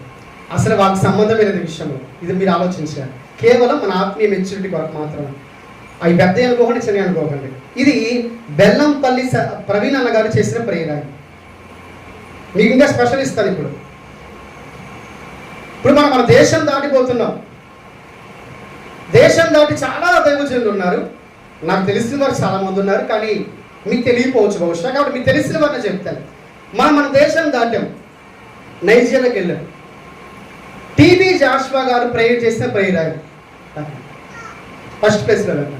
ఓకే, క్వశ్చన్ ఏంటంటే, ఇప్పుడు మీ ముందు 4 ప్రేయర్ ఆయిల్స్ ఉన్నాయి. ఏసన్న గారు చేసిన ప్రేయర్ ఆయిల్, శ్యామ్ కిషోర్ అన్న గారు చేసిన ప్రేయర్ ఆయిల్, బెల్లంపల్లి ప్రవీణ్ అన్న గారు చేసిన ప్రేయర్ ఆయిల్, టీబీ జాషువా గారు చేసిన ప్రేయర్ ఆయిల్. ఇప్పుడు మీకు ఆ 4 ఏదైనా తీసుకోమంటే మీరు పరిగెత్తుతో వచ్చి ఏం తీసుకుంటారు? మీ మనసులో చెప్పుకోండి, జవాబు బయట చెప్పండి. పరిగెత్తుతో వచ్చి దేన్ని తీసుకుంటారు?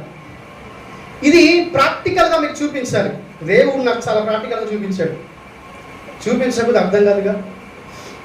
వీటిల్లో మీరు పరిగెత్తుకుంటూ వచ్చి ఏది తీసుకుంటారు? మీ హృదయం అనుకోండి, తప్పలేదు, తప్పేలేదు అనుకోండి. ఇప్పుడు నేను క్వశ్చన్ వేస్తాను. ఈ క్వశ్చన్కి పెద్దవాళ్ళు మీరు ఎవరు చెప్పకండి, ఎందుకంటే మీరు ఆత్మీయంగా మెచ్యూరిటీ కలిగిన వారిని నమ్ముతున్నారు. కానీ మీరు అందరూ తెలుసు కాబట్టి మీరు అడగను. ఇప్పుడిప్పుడే ఎదుగుతున్నటువంటి బిడ్డలు ఉన్నారు, ఎవరినో అడుగుతాను.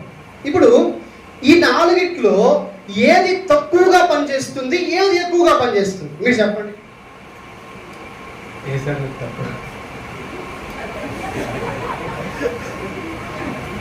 ఓకే ఓకే, మంచిది. ఎదుగు కూడా చెప్పండి. స్వస్థత ఎక్కువ చేయడు కాబట్టి తక్కువగా పనిచేస్తారు. మీరు చెప్తారా? అంటే బ్రదర్ తెలుసు, బ్రదరు ప్రాక్టికల్గా చెప్పాడు. ఓకే, అన్నీ ఒకటే ఒకటే అందులో కొబ్బరి ఉన్నాయి కదా.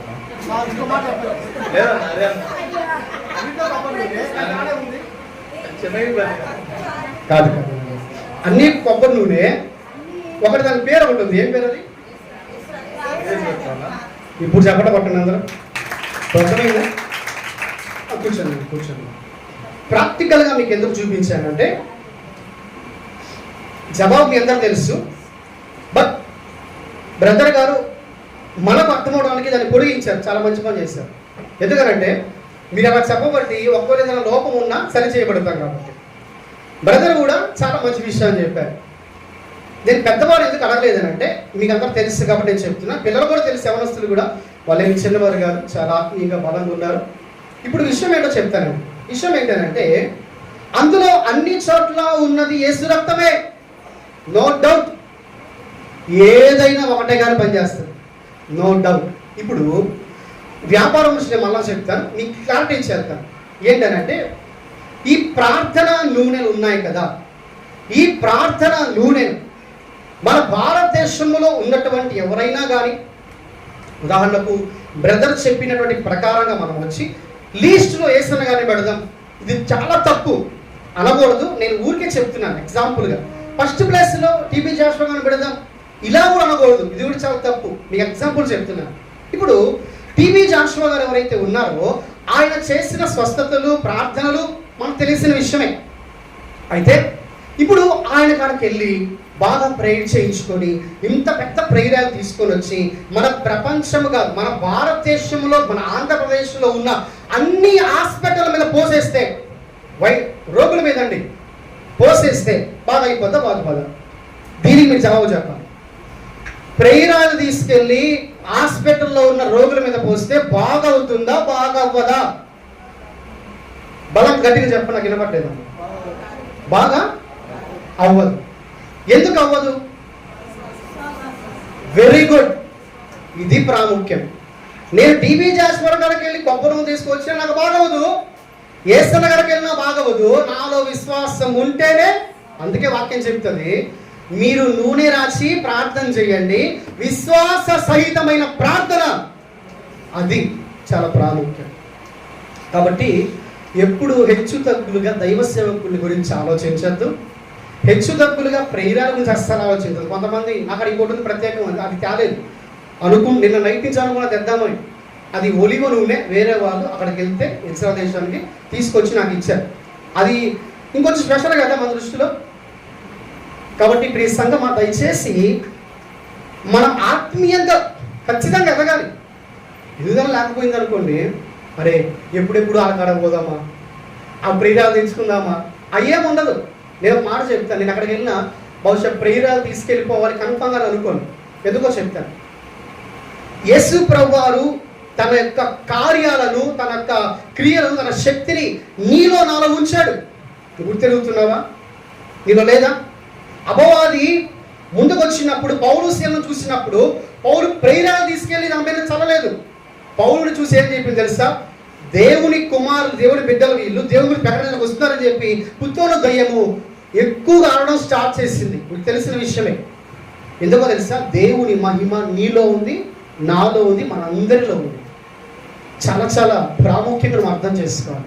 ఎప్పుడు కూడా నీకు దేవుడిచ్చిన మహిమను తక్కువ చేసి ప్రేరాయిలు ఉంటేనే నాకు బలం కాదు. నీ ఆయుధం ప్రేరాయిలు కాకూడదు. నీ ఆయుధం ఏంటంటే నీ వాక్యం అవ్వాలి. నీ ఆయుధం వాక్యము హృదయంలో ఉండాలి, ప్రార్థన నీలో ఉండాలి. అదే గాలో వాళ్ళ విశ్వాసంతో నువ్వు వెళ్ళు, ఎక్కడికైనా వెళ్ళు, దేవుడు నీకు తోడు ఉంటాడు, నడిపిస్తాడు. నేను చాలాసార్లు ప్రేరాలు పట్టుకెళ్ళను, చేయబెట్టి ప్రేయర్ చేస్తాను.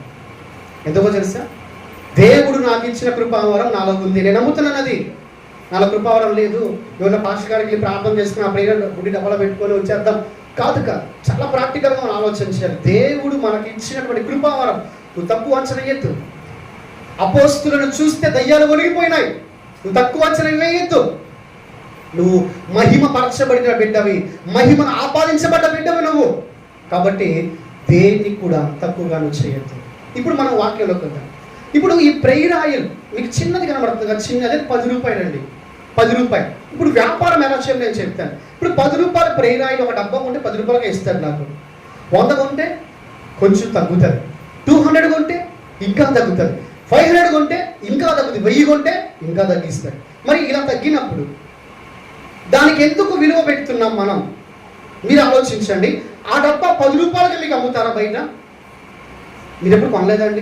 ఒకవేళ ఒకరు కొనుంటే మీకు అర్థమై ఉండొచ్చు, కొనకపోయినా ఎవరు చెప్పుడు మీకు తెలిసి ఉండొచ్చు. 10 రూపాయలు ప్రేయర్ ఆయిల్ డబ్బా 10 రూపాయలకి ఎవరు అమ్మరు? ఖచ్చితం. ఎందుకు అమ్మరంటే దానికి ప్రేయర్ చేశాం కాబట్టి, అది ప్రేయర్ చేయబడింది కాబట్టి, ప్రార్థన చేసినప్పుడు దానికి విలువ ఉంటుంది. నిజమే, ఆ విలువ డబ్బుతో ఉండదు, విశ్వాసంతో ఉంటుంది. కాబట్టి ప్రేయర్ ఆయిల్ కొనడానికి పరుగులు తీయద్దు. ఎప్పుడు ఎక్కడ ప్రేయర్ ఆయిల్ కొనడానికి పరుగులు తీయకండి. నువ్వు ప్రార్థన చేసుకుని నీకు బాగు కదా, నువ్వు సంఘంలో ప్రార్థించిన ప్రేయర్ ఆయిల్ ఇస్తే నీకు బాగవదా? నువ్వు ప్రేయర్ ఆయిల్ కొరకు పరుగులు తీయద్దు. నీలో విశ్వాసం లేదా? నువ్వు ఎంత పూసుకొని ప్రేయర్ ఆయిల్ మొత్తం పైన పోయేసుకొని ఆ నలుగురు ప్రేయర్ చేస్తారు కదా, ఆ నలుగురు ప్రేయర్ మొత్తం పైన పోయేసుకున్నా ఏం బాగవదు. ఎందుకంటే విశ్వాసం ఉంటే తప్ప. అందుకని మనం గమనిస్తాం, ఎక్కడైనా బయటికి వెళ్ళినప్పుడు మనం ప్రేయర్ ఆయిల్ రాసి ప్రేయర్ చేసిన తర్వాత వాళ్ళు బాగవుతుంది. ఎందుకు బాగవుద్దంటే వాళ్ళలో విశ్వాసం ఉంది, వారు లేకపోతే ప్రార్థించే నీలో విశ్వాసం ఉంది. అది మనం జ్ఞాపకం చేసుకోవాలి. కాబట్టి ప్రేయర్ ఆయిల్ యేసు ప్రభు రక్తముతో మనం పోలుస్తున్నాం. మంచిది, అది చెడ్డదని నేను చెప్పట్లేదు, చాలా చాలా మంచిది. అద్భుతాలు జరుగుతున్నాయా? జరుగుతున్నాయి కదా. మూలం ఏంటి? విశ్వాసమే మూలమై ఉంటుంది. కాబట్టి ఇప్పుడు ఈ సంగమా ప్రేయర్ ఆయిల్స్ విషయాల్లో వాళ్ళు చేసింది ఎక్కువ ప్రేయర్ ఆయిల్ పవర్ ఉంటుంది, వీళ్ళు చేస్తే తక్కువ పవర్ ఉంటుంది. ఇదే శక్తి కలిగిందని అంటే నిజంగా ఆత్మీయంగా మనం ఇంకా వెనకాల ఎక్కడో ఉన్నాం. ఎక్కడున్నామంటే అపోస్తుల టైంలో కూడా మనం లేమండి. అపోస్తుల టైంలో అసలు ప్రేయర్ ఆయిల్ కాదు కదా, వాళ్ళు ప్రార్థన చేస్తున్న అద్భుతాలు జరిగినాయి. సంఘం అంతా కూర్చొని ప్రార్థన చేస్తే భూమి కంపించిందంట. చెరసాలలో ఉన్న పేతురు బయటకు వచ్చాడంట. ప్రేయరే ప్రాముఖ్యం. నీ ప్రార్థన నీకు ఆయుధమై ఉండాలి. కానీ దయచేసి ప్రేయర్ ఆయిలే ఆయుధం అనుకుంటే నువ్వు పొరపాటు పడుతున్నావు. కాబట్టి ఈరోజు వ్యాపారం విషయానికి వచ్చేసరికల్లా ఇది వ్యాపారం బిజినెస్ అవుతుంది. ఇప్పుడు మీకు ఒక విషయం చెప్తాను. మనం క్యాండర్లో ఇస్తాం, 100 క్యాండర్లో ఇచ్చామనుకోండి, ఒక క్యాండర్ 50 రూపాయలు పడుతుంది, 50 రూపాయలు.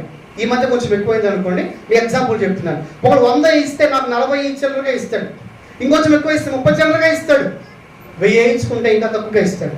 అలాంటప్పుడు నేను దాన్ని తీసుకున్న తర్వాత దానికి రేటు పెడుతున్నాను. ఒక 200, 100 దేనికంటే దాన్ని రొటేషన్ చేసుకోవడానికి. ఇప్పుడు యేసు ప్రభు వారు ఆయన పరిచయం చేశారు 3.5 సంవత్సరం. ఏం రొటేషన్ చేసి పరిచయం చేశాడు? యేసు ప్రభు దగ్గర ఆయన శిష్యులకు డబ్బు సంచి ఉంది. ఏ రొటేషన్తో వచ్చింది అది? రొటేషన్ లేని సంఘాలు చాలా ఉన్నాయి. ఎలా పోషించబడుతున్నాయి? దేవుడు పోషిస్తాడు. తన పరిచయకి దేవుడు ఎప్పుడు కూడా ఏది కావాలన్నా అది ఆటోమేటిక్గా వచ్చి తీరుతుంది. దాని కొరకు మనం బిజినెస్ చేయాల్సిన అవసరము లేనే లేదు. కాబట్టి ఇది మాత్రమే కాదు, చాలా ఉన్నాయి. ఇప్పుడు కచ్చిప్ తీసుకోవచ్చు. కచ్చిప్ ఒక రేటు ఉంటుంది, కానీ ఒకటేంటంటే అవి అమ్మే వాళ్ళు మంచి స్థితిలో ఉన్నవారు, వాళ్ళు ఫ్రీగా ఇచ్చేయచ్చు. ఖచ్చితంగా ఫ్రీగా ఇవ్వచ్చు. నేను చెప్తా, ఖచ్చితంగా ఫ్రీగా ఇవ్వచ్చు. డౌట్ లేదు అందులో. ఖచ్చితంగా ఫ్రీగా ఇవ్వచ్చు. బిజినెస్ అంటే అర్థం ఏంటో చెప్తున్నాను. వ్యాపార కేంద్రీకృత ఆరాధన అంటే ఏంటంటే బయట నుంచి వస్తున్న విశ్వాసి ఆ వ్యాపారం చేయబడుతున్న వస్తువు మీద కేంద్రీకృతమై రావాలి. అక్కడికి వచ్చి ప్రేరాలు కొంటే, అక్కడికి వచ్చి ఒక వస్తువు కొంటే, అది మా ఇంట్లో పెట్టుకుంటే, నా జేబులో పెట్టుకుంటే, నా మెల్ల వేసుకుంటే నాకు బాగా అయిపోద్ది. దీన్నే వ్యాపార కేంద్రీకృత ఆరాధన అంటారు. కాబట్టి దయచేసి ఇలాంటి ఆరాధనలకు మనం చాలా దూరంగా ఉండి తీరాల్సిందే. దేవుడు వెక్కిరించబడడు. మీరు విన్నారా ఆ మాట? చదివారా? వెక్కిరించబడడు. ఈ మాట ఎందుకు చెప్పండి, మీకు అర్థమవుతుంది. దేవుడు ఎప్పుడు వెక్కిరింపబడడు. ఈరోజు చాలా పోటీ ఎక్కువైపోయింది. ఎలా పోటీ నేను చెప్తాను, మీకు తెలియకపోవచ్చు, నేను చెప్తున్నాను. ఒక గొప్ప దైవజనుడు, పేరున్న దైవజనుడు ఒక ప్రాంతంలో మీటింగ్ పెడుతున్నాడు అని అంటే ఇంకొక సేవకి పడట్లేదు. ఈరోజు అందరం చేసే దేవుని సేవే. అప్పుడు అదే ఎగ్జాక్ట్ అదే టైంలో ఇంకొక దగ్గర పరిచర్య ప్రారంభిస్తున్నాడు ఆయన. ఎందుకనంటే ఇక్కడికి వచ్చే వాళ్ళకి వెళ్ళిపోతారేమో, వాళ్ళు పట్టుకోవాలి. ఇవన్నీ కూడా చాలా వేరే విషయాలు. ఇదే విషయంలో ఎగ్జాక్ట్గా యోహానుకు జరిగింది. యోహానుకు ఏం జరిగింది? యోహాను చెప్తారు, అయ్యా యేసు ప్రభు బాప్తిస్మం ఇస్తున్నాడు, అందరూ ఆయన చుట్టూ వెళ్ళిపోతున్నారు, మనం తగ్గిపోతున్నారంటే మీరేం బాధపడకండి, ఆయన హెచ్చాలు నేను తగ్గాలి. ఇదంతా దేవుడి ద్వారా జరుగుతుంది. ఏదైనా దేవుని చిత్తమే. ఒక ఆత్మ వచ్చినా, ఒక ఆత్మ బయటికి వెళ్ళినా, ప్రభు ఇంకో దగ్గర నడిపించిన దేవుని చిత్తమే. అందులో ఏమీ లేదు. దేవుడు నీకు ఇచ్చిన ఆత్మ జాగ్రత్త కాయాలి. ఇది చాలా ప్రాముఖ్యమైన విషయం. కాబట్టి దయచేసి ప్రియ సంగమా, ఎక్కడ మనం ఆలోచన చేయాలి, ఏం ఆరాధిస్తున్నాం. కాబట్టి దీన్ని ముందు పెట్టి ఆరాధన కాదు కదా. ఇప్పుడు మనం ప్రాముఖ్యంగా ముందుకు వద్దాం. ఈ ఆరాధన చూసి మన వాక్యం త్వరగా ముగించి చాలా ఫాస్ట్గా ముందుకు వెళ్దామండి. మన వాక్యంలోకి వెళ్ళిపోదాం. నిజమైన ఆరాధన ఏంటి? యోహాను రాసిన సువార్త 4వ అధ్యాయం 23-24 వచనాలు. అయితే యథార్థంగా ఆరాధించువారు ఆత్మతోను సత్యముతోను తండ్రిని ఆరాధించు కాలం వచ్చుచున్నది, అది ఇప్పుడును వచ్చే ఉన్నది. తన్ను ఆరాధించువారు అట్టివారే కావాలని చెప్పి తండ్రి కోరుతున్నాడు. కింద పుట్టినట్టు చూద్దామా? వెతుకుచున్నాడు. తర్వాత చదువుతాం. దేవుడు ఆత్మ కనుక ఆయన ఆరాధించేవారు ఆత్మతోను సత్యముతోను. అమ్మ, దేవుడు చాలా క్లారిటీ ఇచ్చేసారా? 2 ఆరాధనలు జరుగుతుంటే అవి ఇక మీద జరగవు. జరగాల్సిన ఆరాధన తెలుసా? ఆత్మతో సత్యముతో యథార్థమైన ఆరాధన ఆత్మతో సత్యముతోనే జరుగుతుంది. ఇలాంటి వాళ్ళు కావాలని ఎవరు కోరుకుంటున్నారంట? దేవుడు కోరుతున్నాడు, వెతుకుచున్నాడు. ఇప్పుడు దేవుడు అన్ని సంఘాలు వెతుకుతున్నాడు. ఈ ఆరాధన ఏంటి? ఇది చూసి మన వాక్యం త్వరగా ముగించుకుందాం. ఈ ఆరాధన ఏంటో చెప్తాను. ఈ ఆరాధన గురించి ప్రాముఖ్యంగా కొన్ని విషయాలను పరిశీలన చేద్దాం. ఇప్పుడు ఆదాము హవ్వలు మొదటి మానవులు భూమి మీదకి వచ్చారు. వారు కూడా ఆరాధించేవాళ్ళు. ఈ ఆరాధన ఏంటో తెలుసా? దేవుడితో మాట్లాడడం. అక్కడ వారు చర్చి లేదు, ఏమీ లేదు, దేవుడితో మాట్లాడడం. ఆ తర్వాత కయీను హేబేలు వారు ఆరాధన స్టార్ట్ చేస్తారు. ఎలా స్టార్ట్ చేస్తారంటే బలి ఇవ్వటం. ఆ తర్వాత నోవహు కావచ్చు, లేకపోతే అబ్రహాము కావచ్చు, బలి ఇవ్వడం స్టార్ట్ చేశారు. ఆ తర్వాత బలులతోనే ఆరాధన జరుగుతూ ఉండేది. ప్రార్థన చేయాలా, ఒక బలించేద్దాం, ప్రార్థన చేసుకుందాం. ప్రార్థన చేయాలా, ఆరాధించాలా, ఒక బలిద్దాం, ప్రార్థన చేద్దాం. ఇది కంటిన్యూ. తర్వాత ధర్మశాస్త్రం వచ్చింది. ధర్మశాస్త్రం వచ్చిన తర్వాత పండుగలు స్టార్ట్ అయినాయి, విశ్రాంతి స్టార్ట్ అయింది. ఇవన్నీ రావటం వాటి మధ్యలో కూడా బలులు బలులు బలులు కొనసాగుతూనే ఉన్నాయి. ఆరాధన అంటే బహుశా ఇదేనేమో అనుకునే విధంగా కంటిన్యూ అవుతున్నాయి. ప్రవక్తల టైం వచ్చింది. అప్పుడు దేవుడు ఒక మాట చెప్పాడు, బలు అర్పించట కంటే నా మాట వినటము శ్రేష్టము. దేవుడు ఈ మాట చెప్పి హృదయపూర్వకముగా ఆరాధన చేయమని ప్రభువు చెప్తూ వచ్చారండి. అయితే ఈ ఆరాధనను స్వయంగా చూసిన ఒక వ్యక్తి ఉన్నాడు. ఆయన ఒక ప్రవక్త. ఒకసారి అందరం వాక్యం తీద్దాం. యెషయా గ్రంథం 6వ అధ్యాయం తీద్దాం. త్వరగా సమయానికి వాక్యం ముగిస్తుంది. యెషయా గ్రంథం 6వ అధ్యాయం మొదటి వాక్యం చూద్దాం. రాజయ్య ఉజ్జియా మృతి పొందిన సంవత్సరమున ఆ, చూచి తిని ఆ, నిలిచి ఉండి ఆ, ఆ, ఆ. మూడవ వచనం. ఆ, పరిశుద్ధుడు పరిశుద్ధుడు పరిశుద్ధుడు. ఆ, చేస్తున్నప్పుడు అమ్మ ఇక్కడ నాకు మాట తెలిసినట్టు నేను చెప్తున్నాను. ఇలా చాలండి. ఇక్కడ వాళ్ళు ప్రార్థన చేస్తారు కదా, ప్రార్థన చేస్తున్నారు, ఆరాధిస్తున్నారు. ఏమని ఆరాధిస్తున్నారు? యెహోవా పరిశుద్ధుడు పరిశుద్ధుడు పరిశుద్ధుడు అని. ఇది ఎవరు చూస్తున్నారు? యెషయా చూస్తున్నాడు. యెషయా ఎవరు? ప్రవక్త. ప్రవక్త ఆరాధించేవాడా ఆరాధించినవాడా? మీరే జవాబు చెప్పాలి. ఆరాధించేవాడుగా. మరి పరలోకములో చూసిన ఆరాధన చూసిన తర్వాత ఈయనేం చెప్పాడో చూద్దాం ఒకసారి. 6వ వాక్యం 5వ వాక్యం చదువుదామా? నేను అయ్యో గలవాడను.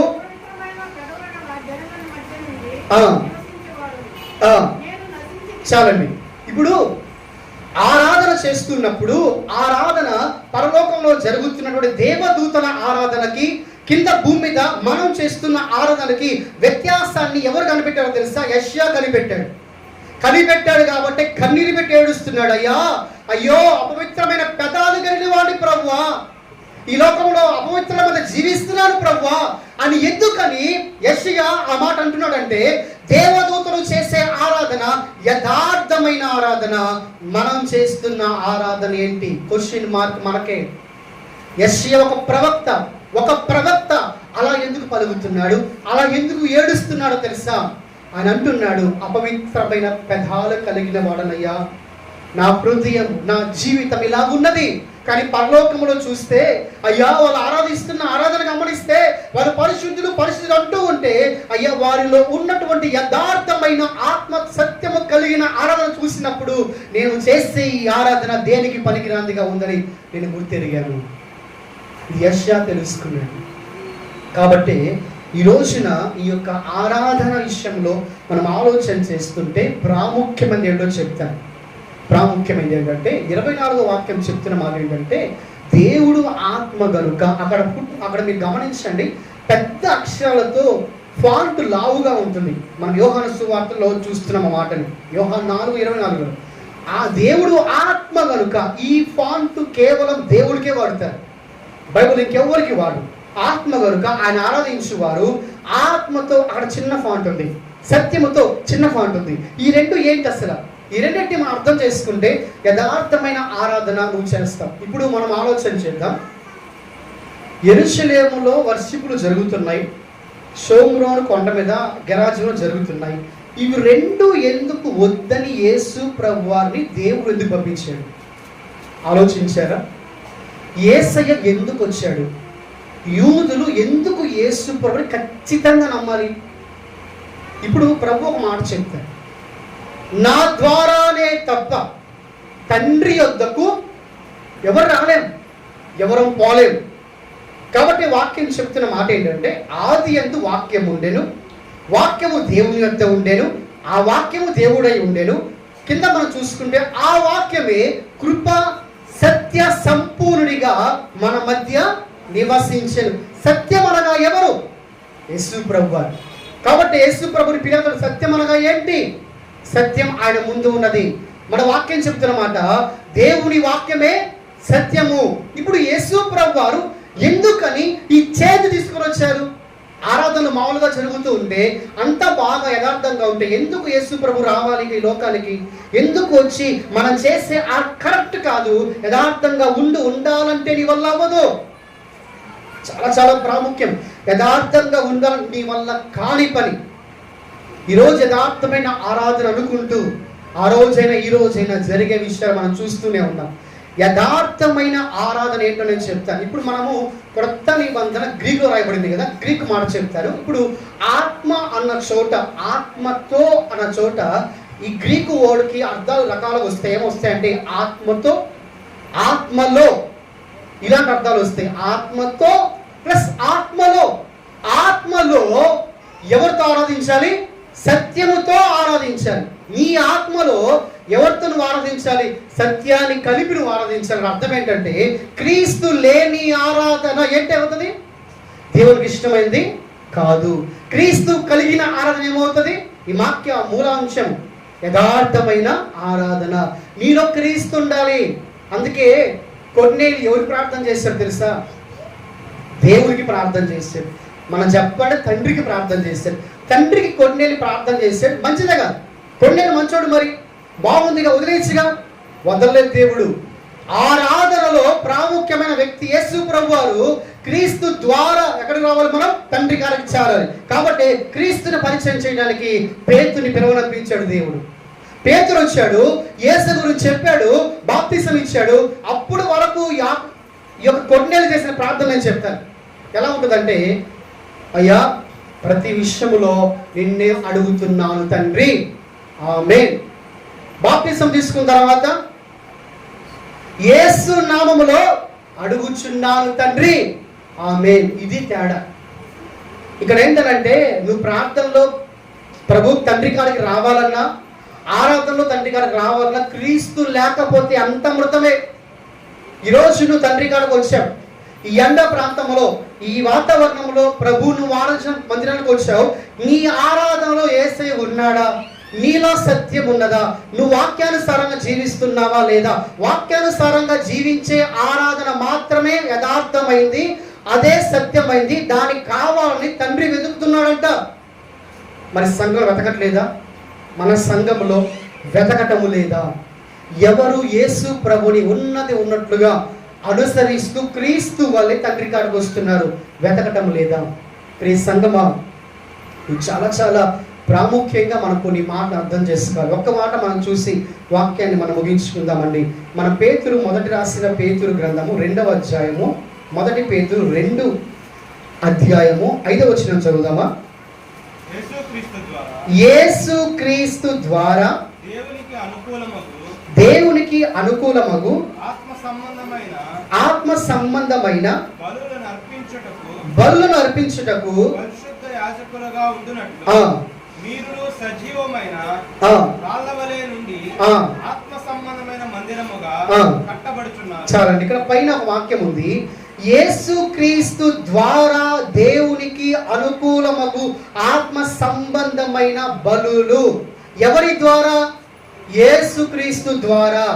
ఆరాధనకు తండ్రి ప్రాముఖ్యమైతే, కేంద్ర బిందువు అయితే, యేసు క్రీస్తు ప్రాముఖ్యమైన వ్యక్తి. కాబట్టి ఇప్పుడు ఏం జరిగిందో తెలుసా అండి? యూదుల తర్వాత ఎవరు నమ్ముకున్నారు? యేసు ప్రభుని. సమరయ స్త్రీకి యేసు ప్రభు తనకు బయలుపరుచుకున్న సమస్య ఎవరు నమ్మింది? యేసు ప్రభు నమ్మింది. ఇప్పుడు ఎవరి ద్వారా తండ్రి కాడికి వెళ్తున్నారు వాళ్ళు? యేసు ప్రభు ద్వారా. యేసు ప్రభు ద్వారా తండ్రి కాడికి చేరుకుంటేనే అది మాత్రమే యథార్థమైన ఆరాధన అవుతుంది. కాబట్టి ప్రియ సంగమా, నువ్వు క్రీస్తుని ప్రతిబింబించాలి. యేసు ప్రభు నీలో అన్ని విషయాల్లో ఉండాలి. అలా ఉండకపోతే నువ్వు చేసే ఆరాధన యథార్థంగా లేదు. ఎందుకంటే దేవుడు వెక్కిరించబడ్డు. నువ్వు తప్పు చేసి, నువ్వు పాపం చేసి, నీలో రకరకాల ఆలోచనలు పెట్టుకొని ఇక్కడికి వచ్చి యేసయ్య పరిశుద్ధుడు పరిశుద్ధుడు పరిశుద్ధుడు అంటే అది మోసపోవడం కాదు కదా. ఇప్పుడు నా కాడకు వచ్చి, పాస్టర్ గారు మీరు ఎవరైనా కానీ వాళ్ళ పాడతారండి పాటలు, అప్పుడు నేను ఓ అవునా, కానీ లోపల ఆ చెప్పిన పర్సన్ అబ్బా నువ్వేం పాడతావులే, నాలో తప్పులు పడుతూ ఉంటాం ఇలా అన్నారు అనుకో, నాకు తెలియదు. నేనేమవుతాను, ఓ హ్యాపీగా ఫీల్ అవుతానేమో. ఒకవేళ అది మనుష్యుడికి ఉదాహరణ చెప్తున్నాను. ఎప్పుడు మనం అతిశానికి పోకూడదు. అయితే ఇక్కడ ప్రభు కాడకు వచ్చి అయ్యా నువ్వు పరిశుద్ధుడు అయ్యా, అయ్యా నీ కృప గొప్పదయ్యా, ఇలా మనం 100 మాటలు చెప్పాము అనుకోండి. చెప్పి లోపల క్రీస్తు క్రియలు నీలో లేకపోయావు అనుకోండి, యథార్థములు చెప్పలేక వచ్చి ఇప్పుడు ఇక్కడికి వచ్చి మనం ప్రేయర్ చేస్తున్నాం, వాక్యం వింటున్నాం, పాటలు పాడుతున్నాం, ఆనక కానుకలు ఇస్తున్నాం, అన్ని చేస్తున్నాం. కానీ నీలో యథార్థత ఉందా? నువ్వు పరిశుద్ధంగా ఉన్నావా? పరిశుద్ధంగా ఉంటేనే యథార్థమైన ఆరాధన. ఇప్పుడు లెక్కేసుకోండి, నా జీవితంలో, నీ జీవితంలో ఎన్నిసార్లు పరిశుద్ధంగా యేసుని ఆరాధించావు? ఎన్నిసార్లు యథార్థంగా యేసు ప్రభువుని ఆరాధించావు? తప్పిపోయి ఉంటే ఇక్కడికి వచ్చిన ఏమాత్రం ప్రయోజనం లేదు. కాబట్టి ప్రవక్త అయినటువంటి ఆయన పైకి వెళ్ళి వారు చేస్తున్న ఆరాధన చూసినప్పుడు అయ్యా నేను అపవిత్రుడయ్యా, అపవిత్ర పెదాలు కలిగిన వాళ్ళని ప్రభు నన్ను క్షమించి ప్రభు కన్నీరు పెడుతున్నాడు. అక్కడ ఆ పశ్చాత్తాపడుతున్నాడు అక్కడ. కాబట్టి దయచేసి సంగమా, యథార్థమైన ఆరాధన ఏంటంటే నువ్వు క్రీస్తుని పోలి నడుచుకొని నీ హృదయంలో దోషాలు, క్రియలు, చెడు ఏమీ లేకుండా ప్రభువు కాడకు వచ్చి దేవా నువ్వు పరిశుద్ధుడు అని ప్రభువుని ఘనపరచడమే నిజమైన ఆరాధన. చాలా వాక్యాలు అయితే మనకు ఉన్నాయి, సమయం అయితే సరిపోదు కానీ ఈ వాక్యాలతో అర్థం చేసుకుందాం. కాబట్టి ఇప్పుడు ఈ సంగమా, యథార్థమైనటువంటి ఆరాధన నీలో ఉందా? సమరయులు చేసిన ఆరాధన మనం చూసాం, యూదులు చేసిన ఆరాధన మనం చూసాం. మరి మూడవ యథార్థమైన ఆరాధన ఏంటో తెలుసా?